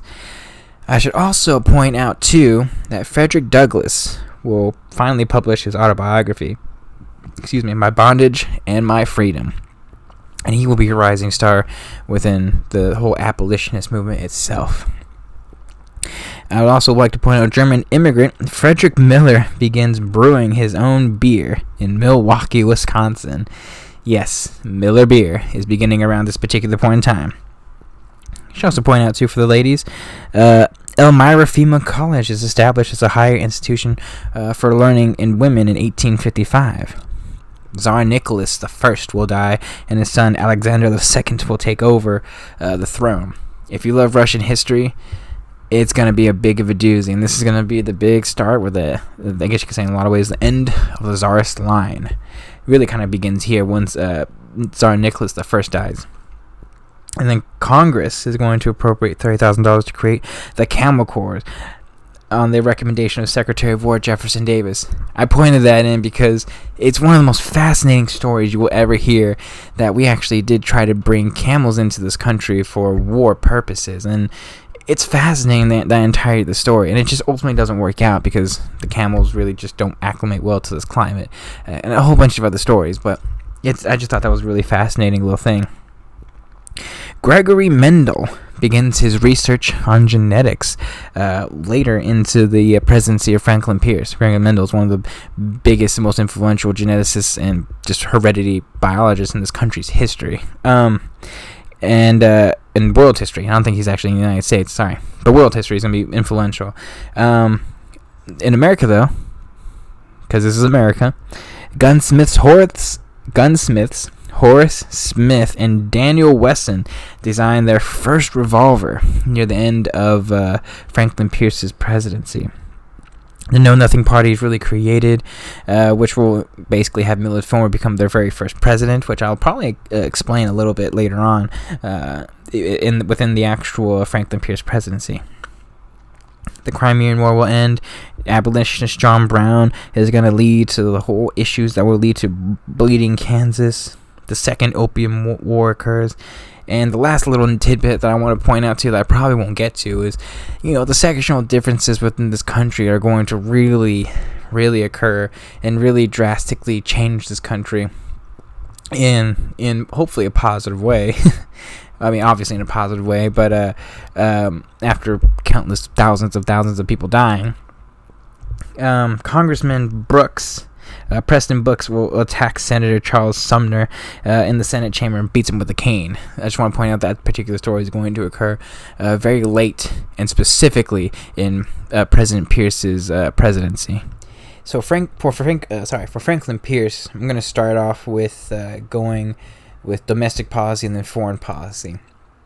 I'm going to start doing that for every single president just so that I could kind of keep things straight instead of going back and forth. I'm going to try and go with the timeline as much as I humanly can within reason, but just to make things simpler, that's how I'm going to separate it. And I'll go with either one depending on the president. So probably with some of the 20th century presidents, I'll probably go, probably with more foreign policy stuff than actual domestic policy stuff that are going to really influence the world in a lot of meaningful ways. Anyways, starting with the domestic policy within the country, it's very clear that Franklyn Pierce, really from the get-go, is going to be a very fascinating Democrat president. How do I explain specifically Franklyn Pierce? He's a very fascinating president. A lot of people, when he came and became inaugurated and was elected as president, it's kind of fascinating. He really was out of the national spotlight for quite some time until this presidential nomination. And for him, it really took a little bit in order to get the wheels really kicking, in order for him to effectively get the whole presidency thing going. But I will say this, the first thing that's going to occur is the Kansas and Nebraska Act. That's going to really occur about a full year later. But there's a whole bunch of different things that really occur before then. And then there's actually a couple things that are going to lead to the actual Kansas-Nebraska Act first and foremost. I should probably explain his relationship with Jefferson Davis, because he ends up becoming his most closest ally. I mean, there's a whole bunch of different stories that it became so very clear and apparent that Jefferson Davis is his go-to man, that they would sneak into the middle of the night. He would visit him. He could actually visit Jefferson Davis at his home at night in order to get some advice from him in the direction that the country was going. And there's three things that Jefferson Davis was really, or two things specifically, that Jefferson Davis was really pushing for in order to help improve the country in a meaningful way. First and foremost was the improvement of the military, which I had explained earlier. A lot of the improvements in the military, both in just weapons, strategy, just improvements in artillery, for instance. And, the whole camel thing that I had explained earlier, which he had wanted to do, mainly because of the potential North American conquest, especially in the South, hypothetically, that could occur. Desert terrain is going to be much more applicable for camels, but the problem is that they're really hard to ride, and they're basically not useful for anything else, so that really failed. But for the most part, military improvements in every meaningful way. And he was incredibly successful to a point where I would actually probably argue we become probably one of the top 5 world powers just from military improvements in that particular point. So if you want to add that as a plus to Franklyn Pierce's presidency, then by all means, sure. The other thing was the aggressive push for a transcontinental railroad. He was always fundamentally against statewide, railroads and internal improvements, little things like that. But one that's going to basically connect the West Coast and the East Coast and a whole bunch of different things and really open up trade within this country. That was Pierce's fundamental goal. And he really started pushing for it early on in his presidency itself. He and Jefferson Davis in particular. That was a big reason for what I will explain in a little bit, is the Gadsden Purchase, which is the territory that's going to be completing the United States and the Southwest Territory specifically. But before we get to that, there is a problem with the Transcontinental Railroad, because you see, for the first year, tensions are rising. There's a specific territory that could be, I guess you could say, an unorganized territory. That's by the Minnesota Territory, Utah Territory, Oregon Territory, the New Mexico Territory. That specific plot of land specifically is where Nebraska, Kansas, etc., are going to be. And from the very get-go, Franklyn Pierce he basically says the Compromise of 1850 settles any dispute and issues specifically with slavery, although it really doesn't in a lot of ways, because there's people in the South that are trying to expand slavery, and there's people in the North that are fighting and battling along with the abolitionist movement to try and keep slavery from entering any specific territory itself. Anyways, the South, in a lot of ways, is trying to revoke the Missouri Compromise. They're trying to revoke it, allow slavery to enter the 30th parallel, and in that particular territory, unfortunately, is where Kansas and Nebraska are effectively going to be. And these unorganized territories are often referred to specifically as Nebraska. Pierce himself wanted to organize all these territories without really addressing the matter of slavery. He didn't want to really do anything about it. He left it really ambiguous. I think partially, in part, he hoped that since at least some of the territory, and most of it actually, is above that Missouri Compromise, most of it is probably going to end up being free. So I think he was just kind of hoping for that and hoped that the Compromise of 1850 was going to be good enough. Biggest problem is that there are a lot of Southerners who are very much against that, and a lot of Southerners in particular who are just not for it. Stephen Douglas is a very important individual who's working on the legislation specifically for the compromise, or not the compromise, what would effectively be the Kansas and Nebraska Act, that's going to create some controversy, I guess one could say. To quickly explain what the Kansas-Nebraska Act is, it's basically this. Senator Stephen Douglas basically just says, hey, the actual territory themselves, with the people that live there, can vote whether or not they want to allow slavery. Popular sovereignty. Basically, in a lot of ways, kind of just majority vote is going to decide whether that particular territory will allow slaves or not. And, it kind of goes against everything what a constitutional republic is in a lot of ways. And Stephen Douglas basically said that was just the way it was going to be. Franklyn Pierce has a very fascinating interpretation of this because he was very skeptical of the actual bill itself because he knows that it's going to cause a lot of problems in the North.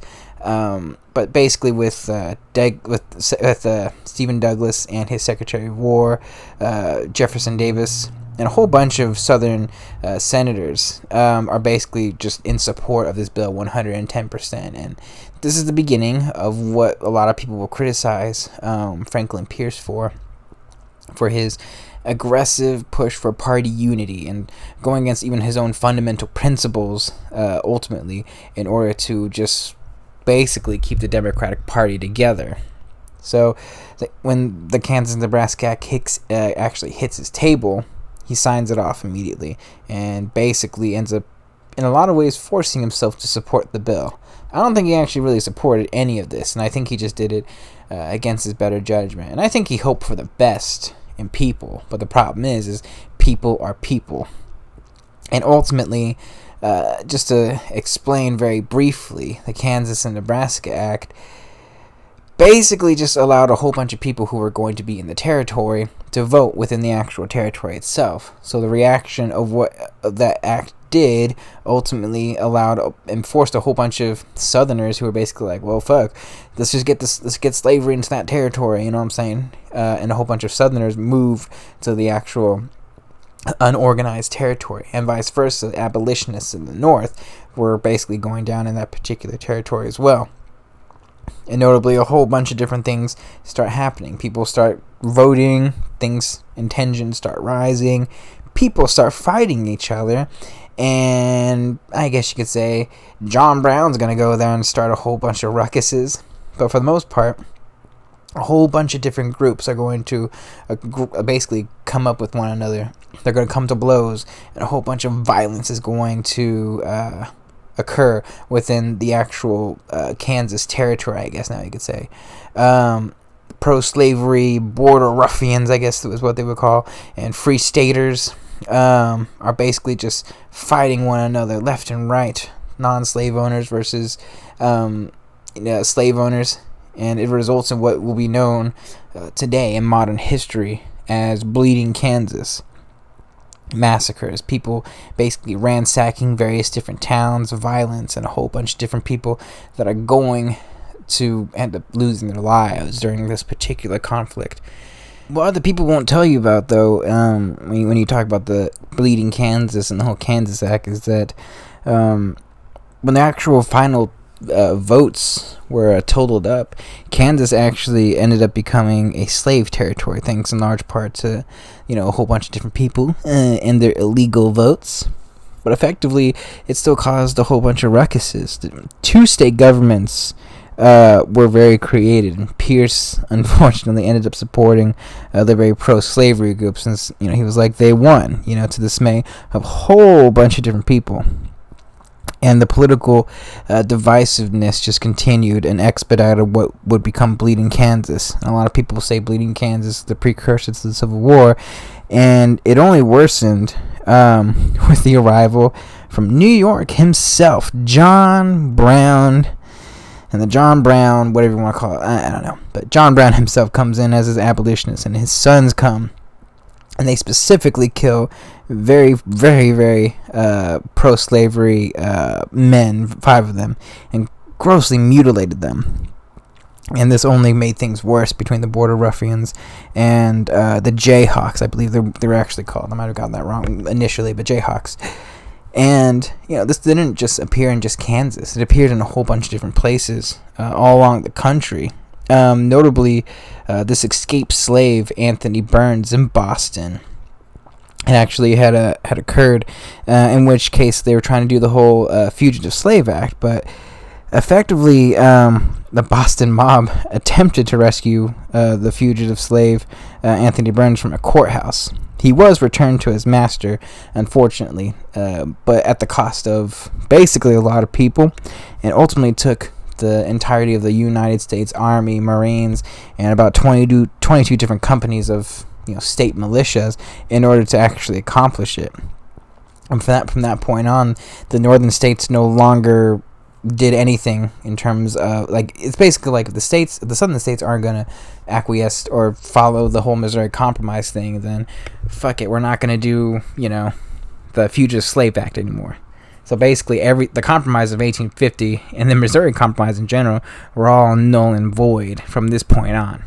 Other domestic policies that I should briefly talk about before we continue with the whole Kansas-Nebraska Act, and I would probably say the partisan realignment of the entirety of this country. He really tried to do some revisions of economic policies, He called for lowering the Walker tariff, which it had actually lowered tariffs to a historically low level, and the tariff that he would sign, the tariff of 1857, which reduced the tariff to an even lower level than that, which would kind of put the economy in a fascinating perspective and point of view, and really would damage it in some way, shape, and form. Obviously, he tried to put some infrastructure projects, trying to put the railroad, the Southern Railroad, which would extend from New Orleans to San Diego, and a whole bunch of different railroads and transcontinental railroads that would not begin until, unfortunately, Franklyn Pierce would leave office. But he gets the ball rolling, in fairness, after the whole Kansas-Nebraska Act disaster. He also, for the next couple years, pushes for a shit ton of administrative reforms, more accountability for the government. You know how every single president does that. In fairness, I will say he does get a couple of things done. He does a whole bunch of implementations of civil service examinations, which actually I probably say would become the prelude to a lot of what Chester A. Arthur would try to do in terms of civil service reform. They also really just basically try to stop fraud from really happening. I will say they try and do things in a very conducive way, both in banking and every single one of his cabinet members he appoints to do all these processes and all these things. Understand, too, that while all this is happening, his wife is basically just miserable, sad, depressed. He himself is sad, depressed, miserable, and trying to find the bright side in any of this while trying to keep the country together. It's a very emotionally and very frustrating time for Franklyn Pierce, especially in domestic and partially in some foreign policy aspects of his entire presidency. Let's talk about Republicans now. Let's talk about the partisan divide, the partisan realignment that a lot of people talk about. You have to understand the country. You have to understand the people. You have to understand how things work and understand that Franklyn Pierce effectively, unintentionally, trying to keep his party united, broke his party, which is kind of sad to say in a lot of ways, It's a little bit like Millard Fillmore, where he kind of just becomes this president that doesn't really take any action and chooses always the wrong action, unfortunately, when it comes to the presidency itself and just certain actions, I guess. The Northerners, in particular, were not abolitionists. You have to understand this. They were not. Abolitionists were something else entirely, in the 30s, 40s, and even in the early part of this decade itself. But they were absolutely fundamentally against the expansion of slavery itself and kind of hoped, like a lot of the people in this country's history, that slavery would subside over a period of time. Most of the world had really outlawed slavery as we had moved towards a much more, I don't want to say progressive, but much more free society, a genuinely free society. And once the Compromise of 1850 had occurred, it became very fundamentally clear that civil war was going to occur in a lot of ways. And then the first real side of this was the whole Kansas and Nebraska Act and Bleeding Kansas and a whole bunch of different things like that. He, in attempting to keep his own party functionally together, had alienated basically every single Northern Democrat. Like literally every single Northern Democrat. New Hampshire was no longer going to be a Democratic state by the time at the end of his presidency, and by the time the Civil War starts, for sure. And effectively and unfortunately, most of them basically were just, this is not how it should be done, and basically Democrats were lost, at least in the North, from that point on. And he basically just solidified the solid South and this entire, slavery within the South itself, functionally, because of this. the Democrats were becoming splintered in every factional way possible. In every single third party, with the Whigs basically dying as a party, and the Republicans being a reaction in a lot of ways to Bleeding Kansas, to the Kansas-Nebraska Act, to this mixture of abolitionist and yet non-abolitionist, kind of just more like, let's let slavery subside in a whole bunch of different ways, and just purely as the party specifically, I might want to add, the Republican Party, being, I don't even want to say the abolitionist party, they are specifically and fundamentally the party that is against the expansion of slavery into the Western territories, and they were the ones that were picking up steam within the North itself. Franklyn Pierce you can thank for the creation of the Republican Party, and I guess what I'm trying to say is, in this partisan realignment, battle lines are functionally created north, south, eventually Republicans, and then Southern Democrats. The country itself will not be the same within the next decade once Pierce leaves office, unfortunately, and fortunately for the, I guess you could say, soul of this country. Foreign policy is very different for Franklyn Pierce. It's actually a genuine mixed bag in a lot of ways. The first thing that actually occurs is itself the Gadsden Purchase. The Gadsden Purchase was negotiated by this guy named James Gadsden. He was the minister to Mexico.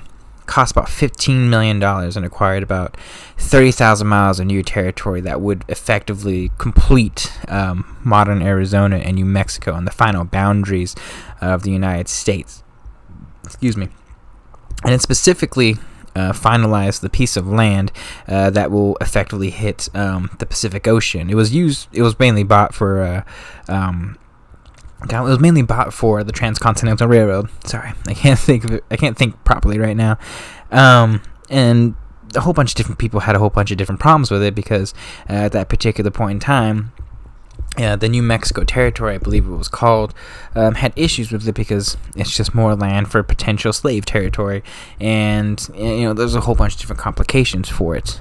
But ultimately, what it ended up doing was just trying to expand Transcontinental Railroad, et cetera, and just completes the border of what is modern day New Mexico and Arizona. There's a whole bunch of issues with Britain around this particular point in time. They're trying, I guess you could say, United States was trying to seek friendly relations with Britain, and specifically with Britain trying to renounce most of their claims to Central America. You see, Britain's kind of getting a little bit saucy again. They really can't accept the fact that we call biscuits cookies to them. That's a bad joke. But, there's a whole bunch of disputes and fishing rights in Canada and the United States that were supposed to be fixed with James K. Polk's presidency.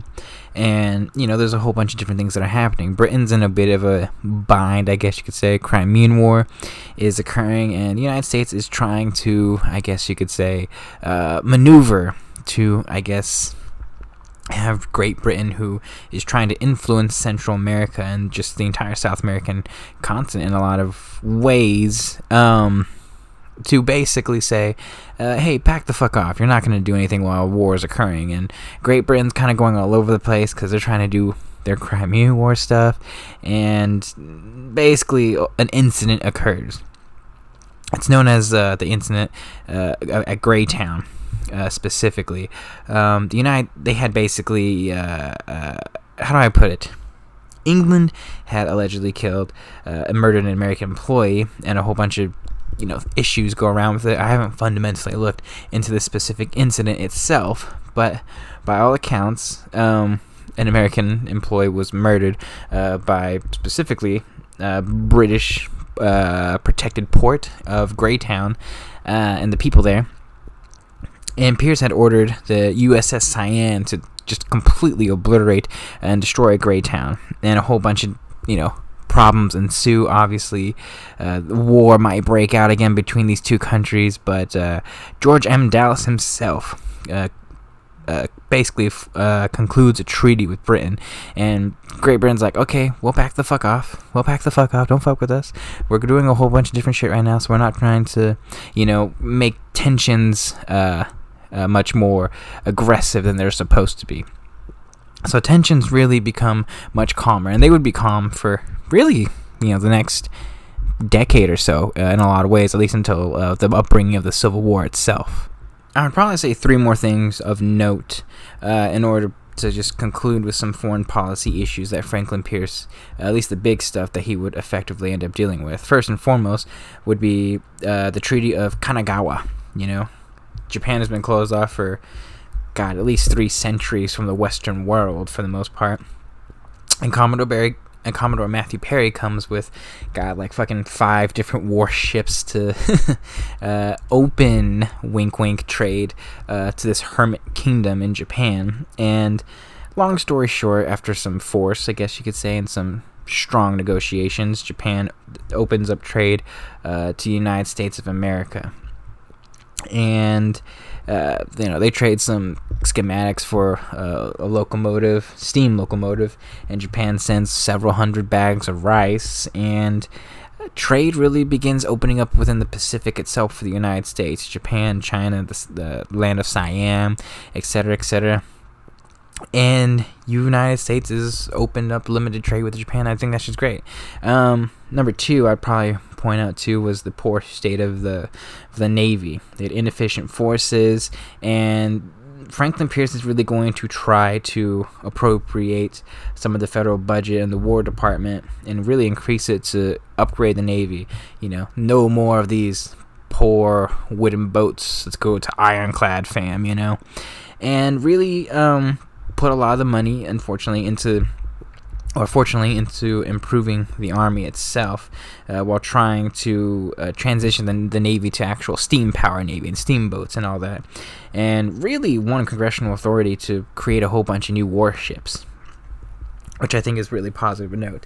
And I would say the last thing of note in terms of his foreign policy is the Ostend Manifesto. You see, he wanted to annex Canada, he wanted to annex Cuba too, okay? And Cuba's a fascinating place. It's a very fascinating strategic location. And there's 2 sides to it, because there's a bunch of people that want to say, if you annex Cuba, you're just creating a new slave state, but then if you annex Cuba too, you're also going to be freeing a lot of the slaves that are a part of that colony of Spain. Long story short, it's known as the Ostend Manifesto. To simplify what effectively happened, there's an incident in Cuba where the United States and Cuba and Spain in general, technically, was potentially going to go to war. Spain had actually captured an American ship and all its crew, and the United States was like, don't fuck with us right now. And Spain basically paid all the reparations and freed the ship and all the slaves, etc., etc. And, there was talk in Ostend, Belgium, between was that Buchanan? I think that might have been James Buchanan. He met with envoys in Spain and France in the summer of 1854, and basically was trying to talk about Cuba. They're trying to get Spain to sell Cuba, and after some negotiations for quite a long time, Buchanan and a whole bunch of different people, they basically wrote that if Spain refused to sell the island, they will be justified in wresting it from Spain if we possess the power. And the document that effectively said that was the Ostend Manifesto. It leaked to the press, and everyone in Congress basically lost their minds, because it basically just showed that America was like going to become a dictatorial power, or really big interventionist, and we're going to be this authoritarian state, yada yada yada. And Franklyn Pierce is like, shit. Secretary of State William Marcy was just having just a field day trying to, play damage control in a whole bunch of different ways. It was a very tumultuous time and really hurt him in terms of his, I would say, relatively positive to an extent, foreign policy. Franklyn Pierce's presidency is seen as 2 things specifically. It was the most ineffectual presidency. Even during his time, a lot of people didn't like him. And there was one person during the trying to find a Democratic nominee in the election of 1856 that said, anyone but Pierce, no real strength, but there is much weakness in him personally. Domestically, he's just seen as someone who's just weak, doesn't really care, and just going by the means of the specifically Democrat Party line and process instead of trying to be an objective executive leader. And then there's the foreign policy Franklyn Pierce that's effective, but a lot of the things will have a tinge of Democrat expansionism in a lot of ways. North in Canada, where he's trying to weasel some British stuff, but nothing really occurs from there. And then of course Cuba and Japan and a whole bunch of other different things, although Japan really starts with Millard Fillmore, in fairness. He's not having a good time. He's going to really suffer from alcoholism. I personally would say later in his presidency, although he doesn't really partake in it during his presidency. His wife's miserable. He is miserable himself. And everyone within his party, within his own cabinet to an extent, is questioning a lot of the things that Franklyn Pierce is doing. He's ineffectual. He's weak. But he's also going through a lot. And I'm not trying to be fair to Franklyn Pierce, but a lot of things are happening. And everything that is happening, he is functionally and fundamentally being blamed for, even if it really isn't his fault. And it's really difficult, And he's probably one of the few presidents that is really happy and glad to genuinely be leaving the office, for the most part. And he will be leaving the office because the election of 1856 is going to be coming and going to be occurring. Now let me just talk about the election of 1856 because I think it's a little bit fascinating, and I'm going to go much more in depth with James Buchanan. Pierce is going to be the only president who's an incumbent that will not get his party's renomination in this country's history, for good reason. He's a failure, in fairness, and a lot of things that he does is basically just a bit toxic for the Democratic Party itself. And the Democratic Party is still incredibly strong. They will still have the majority, while every single other party is really small, and the Republicans are kind of in transition to becoming a future powerhouse party themselves. I just am pointing this out because they will be replacing Pierce with either James Buchanan or Stephen Douglas specifically. And Pierce had hoped that he would still gain his party's nomination, but it just wasn't in the cards, just at all, for Franklyn Pierce, unfortunately. And it took some time, a couple months nearing the end of midway through the 1856 of his term in presidency and the upcoming election, but he acquiesced, and everyone basically agreed that James Buchanan would be the next presidential nominee for the Democratic Party. Pierce, when he was elected, was the youngest president elected in this country's history. I think he beat Polk by 1 year. Forgot to mention that. And Franklyn Pierce was happy in a lot of ways. He actually was much happier once it came to the realization that he wasn't going to be president. His wife certainly was happier. They would enjoy the last couple months of the presidency itself. They would actually have, I think, the first Christmas tree within the presidency in the actual White House itself. Also, I think he was the first president, I might want to add, that had like working water or running water and working electricity or something along those lines. Cold running water, sorry, in one of the bathrooms of the second floor of the White House, I think. I don't know why I'm putting in these random facts now, but they're there. And he's really just enjoying his time right before he leaves office. And he's just trying to play damage control to try and restore his reputation, at least the end of his term. And really just doing all the things they can to really support the party. Because above all else, he wants to support the party. He endorses James Buchanan, although they're pretty distant. And things for Franklyn Pierce are going to, unfortunately, just continue to go downhill despite this brief reprieve from misery. Life would not be kind to Franklyn Pierce once he leaves the presidency. He leaves the presidency as probably one of the single most hated men within the country itself, if I'm going to be 100% honest. For years, even after the end of the Civil War, which in fairness, he himself caused by some of the things that he will say about the Civil War, which I'll explain in just a second. he will become one of the most hated men in this country, just by and large, in every sense of the word. Once he leaves office on March 4th, 1857, he remains in Washington for a couple of weeks because of the winter in New England. The winter to pass in New England. And, he comes home, and actually a shit ton of townspeople in New Hampshire are just mad as shit to him.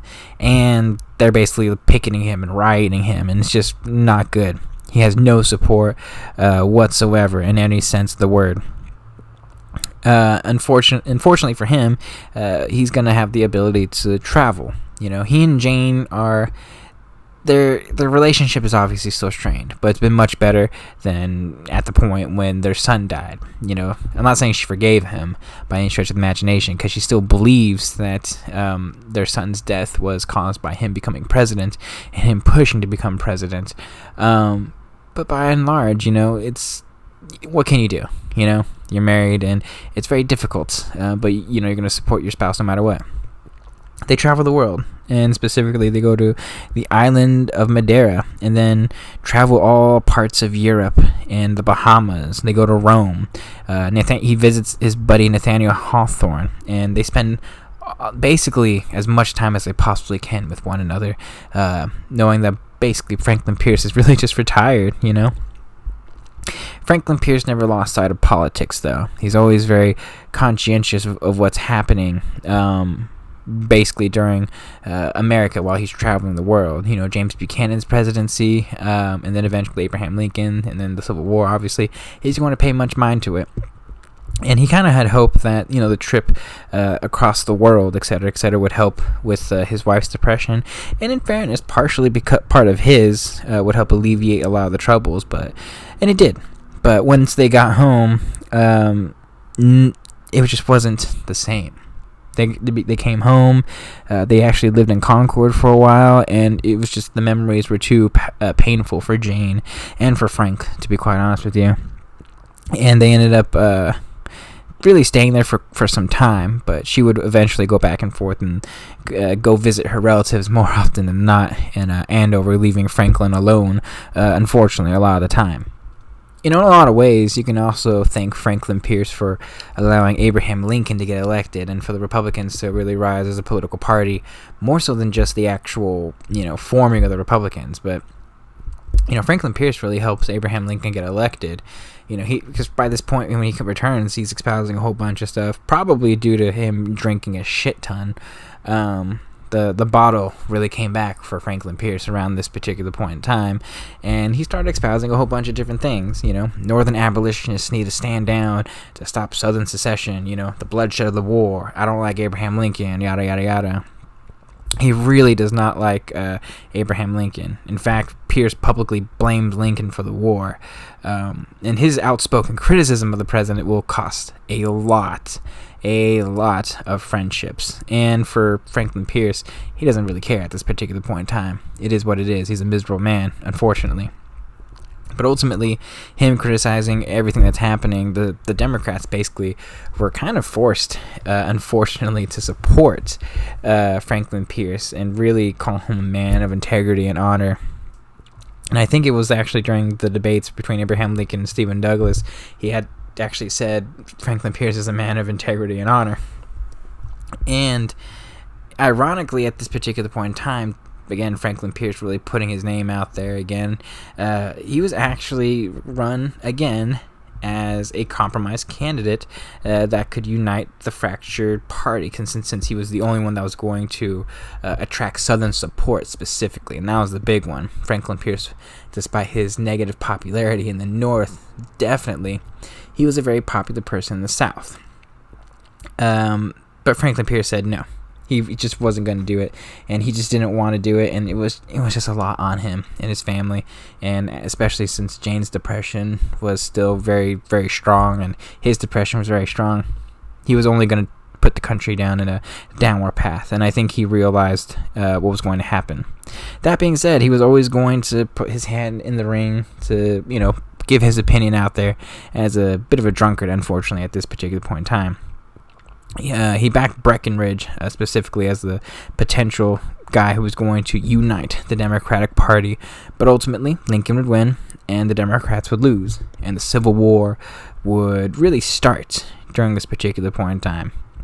Franklyn Pierce actually does a surprising amount during the Civil War. He's for the Union and will support the Union, and a whole bunch of different things. He does not support Abraham Lincoln, which is going to basically ruin, effectively, the last years of his life, unfortunately.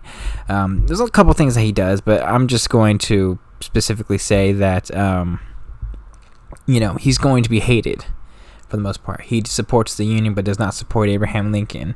And in fact, a lot of the things that he says about Abraham Lincoln, saying he's limited ability and narrow in intelligence, it was just hated the Emancipation Proclamation, which he believed was unconstitutional fundamentally. That was the big issue with why he hated the Emancipation Proclamation.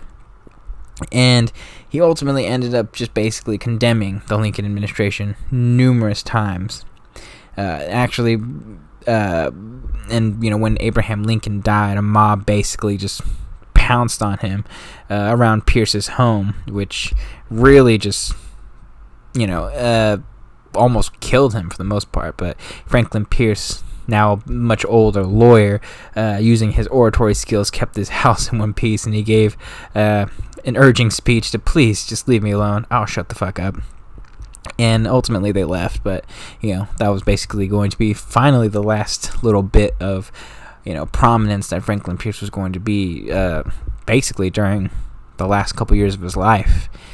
Jane Pierce would die of tuberculosis in Andover, Massachusetts, in December of 1863, and Pierce was just broken in every sense of the word. His closest friend and basically his best buddy of all time, Nathaniel Hawthorne, who actually consoled him when Jane died, himself died unexpectedly later in 1864, I believe in May.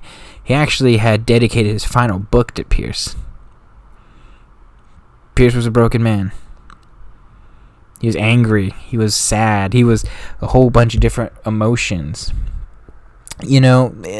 Things happen to people, and we have different perspectives. And whatever your opinion is of Franklyn Pierce, it's horrifying. How his last couple years of his life just ended in just pure tragedy and sorrow in every single notable way. And during the last couple years of his life, he basically attempted in any meaningful way to help improve treatment of Jefferson Davis, who at this particular point in time was a prisoner in jail. And he basically just found God, or at least attempted to find God. He was baptized in the Episcopalian faith at his wife's church, and he intended to try and do things as much as he possibly could have. I think he tried to quit alcohol. He basically tried to become an old farmer. He bought some land, buying a property. He drank less and hosted a whole bunch of different people who would be willing to see him. He bought a lot of his land in Concord and created this little cottage at Little Boar's Head. And while he was still in politics, he supported Andrew Johnson, yada yada, supported the acquittal of the president, and really surprisingly, before he died, expressed optimism for Ulysses S. Grant. Life would take a very different turn for Franklyn Pierce, though. He started getting sick, specifically having some digestive problems. By all accounts, he had cirrhosis of the liver, unfortunately, for the amount that he drank. For the last 5 years of his life, from basically the end of the Civil War until his death in October of 1869, he basically just plagued with illness, no energies. A lot of the things that he would do, farming the land himself, would fail. And ultimately, by the end of his life, in order to deal with the pain and the physical decline, he started drinking again. He would die on October 8th, 1869, at the age of 64. Ulysses S. Grant was there to give the final funeral proceedings. He was laid next to his wife and his sons in the Concord Cemetery.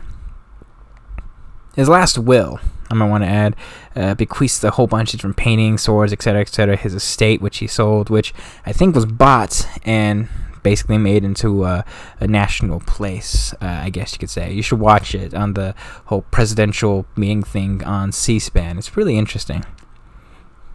Franklyn Pierce would die one of the most obscure presidents even in his own time. Not a lot would be written about him. Is Franklyn Pierce a failure as a president? Yes. I'm just going to be 100% honest with you. Yes. Franklyn Pierce is one of these presidents that, I'm trying to understand why he was a failure. He's a big reason why I'm doing this series too, in a lot of ways. Him, Buchanan, several of these other failure presidents. And why were they failures? Why are they obscure in a lot of ways? And you have to understand these individuals for who they are and what they are. Franklyn Pierce is a fascinating person. And the more you look into him, the more, what is a president? What makes someone presidential? And a lot of the qualities that make up some of the best executives and chief in office, whatever you want to call it. Franklyn Pierce doesn't really have a lot of them, yet at the same time, he is, the 14th president in this country's history. And, took over one of the most contentious periods of time in America. And, I guess, he's one that you have to ask a bunch of what ifs, although you really can't, because you don't know how people are going to act in certain situations and whatnot, Do I understand why his presidency failed? Absolutely. There's a whole bunch of different things that go along with it. And the truth is, there's more information out there, but, Franklyn Pierce is quite possibly, like I said earlier, probably the most obscure president within this country's history, that it should just be noted that I think, by like the 1990s and 2000s, I think there's maybe 2 biographies actually written about him until, the more recent years, the American President series and a whole bunch of other different biographies that might have been written about him in his time as president and, what makes him a fascinating individual. Franklyn Pierce is a failure. That's just by and large the truth, and I probably said it numerous times, but he failed. He failed in every aspect of what I think it means to be someone who's going to run the country, someone who's going to function as a president, and someone who's going to really execute the orders of what the executive office is going to entail, And for all the good things that he was always able to do, it's always going to be obscured by the Kansas-Nebraska Act, the Olmsted Manifesto. It's going to be obscured by the truth, unfortunately, of his character and of who he is, and just all the failures, unfortunately. He could do 100 good things and be this grand character, but, unfortunately, just him supporting the Democratic Party in the way that he did and trying to keep party unity, and ultimately the failures of a president that was needed, that was not him, and someone who was going to actually take charge in this really, contentious and really violent period in American history, did not occur, and he was the absolute wrong man and only made things worse in every single category you can think of. He's the absolute worst case scenario when you choose the wrong person for the wrong task and the wrong job.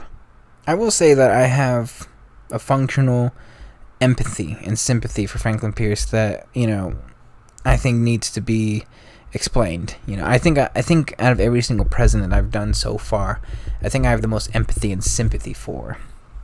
When you have your own personal struggles, your own personal demons, I just imagine Franklyn Pierce at one of these taverns drinking because he's lonely, because, he feels like a failure.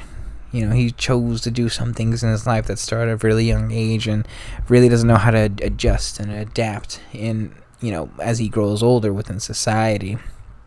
He kind of just does things to please people without really any significant direction in his own life, And, I tend to think that because he always calls upon people in order to make decisions. It's like him and Millard Fillmore to an extent, I would probably say, for the most part. Ultimately, that required a lot of people. And I just felt like both these people, in Fillmore and Pierce, they were apprehensive to make decisions because of the potential things that might occur. He always voted party line, and ultimately I think a lot of the decisions that he ultimately ended up making, which were basically always pro-Democrat in every single way in order to keep the party together, ultimately hurt him in that specific way. And I can't blame that really on him, if that makes any sense. Obviously you can. I'm not saying you can't, but I understand why he does that, and that's just because of who he is as a person. He's not someone that's going to go out there and be like Abraham Lincoln and be like, I'm going to make this incredibly difficult choice and we're going to have to go through with it. And I'm going to take the brunt of, the emotional strain that's going to really be put on me, and I'm going to deal with it. He's never going to be like Abraham Lincoln in that way, shape, and form. And it's always going to be unfortunate because that's just not who Franklyn Pierce is, It's fascinating in a lot of ways, Franklyn Pierce. And if I can end, I guess, on this one final note. Franklyn Pierce is probably the most honest and probably the most human president that I think I've come across so far.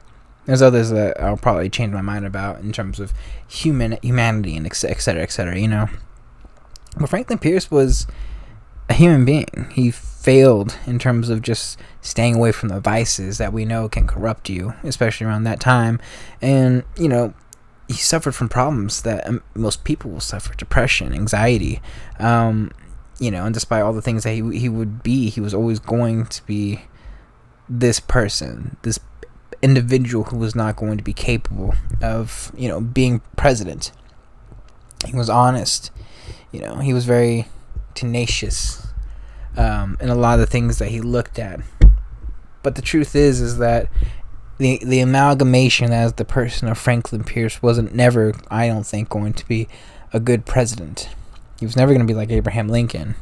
He wasn't going to be someone who was going to make that big final decision himself, even though he was always going to choose party over country. And I think that's the big fundamental problem with Franklyn Pierce. He understood empathy and sympathy in some ways, shape, and form, but I don't think he understood it to the depth that it was going to require in order to really deal with the problems that the country was facing at that particular point in time. Franklyn Pierce is the amalgamation of everything that is wrong. Like I just said before, he's everything that is wrong with the Democratic Party, and specifically the person that was wrong in every sense of the word to actually be president during this specific point in time in this specific era. Franklyn Pierce is a human being. I understand him, I empathize with him, but Franklyn Pierce is also the president that truly begins us on the track of civil war. Thank you guys for listening, and I hope you guys listen to the next episode. Peace.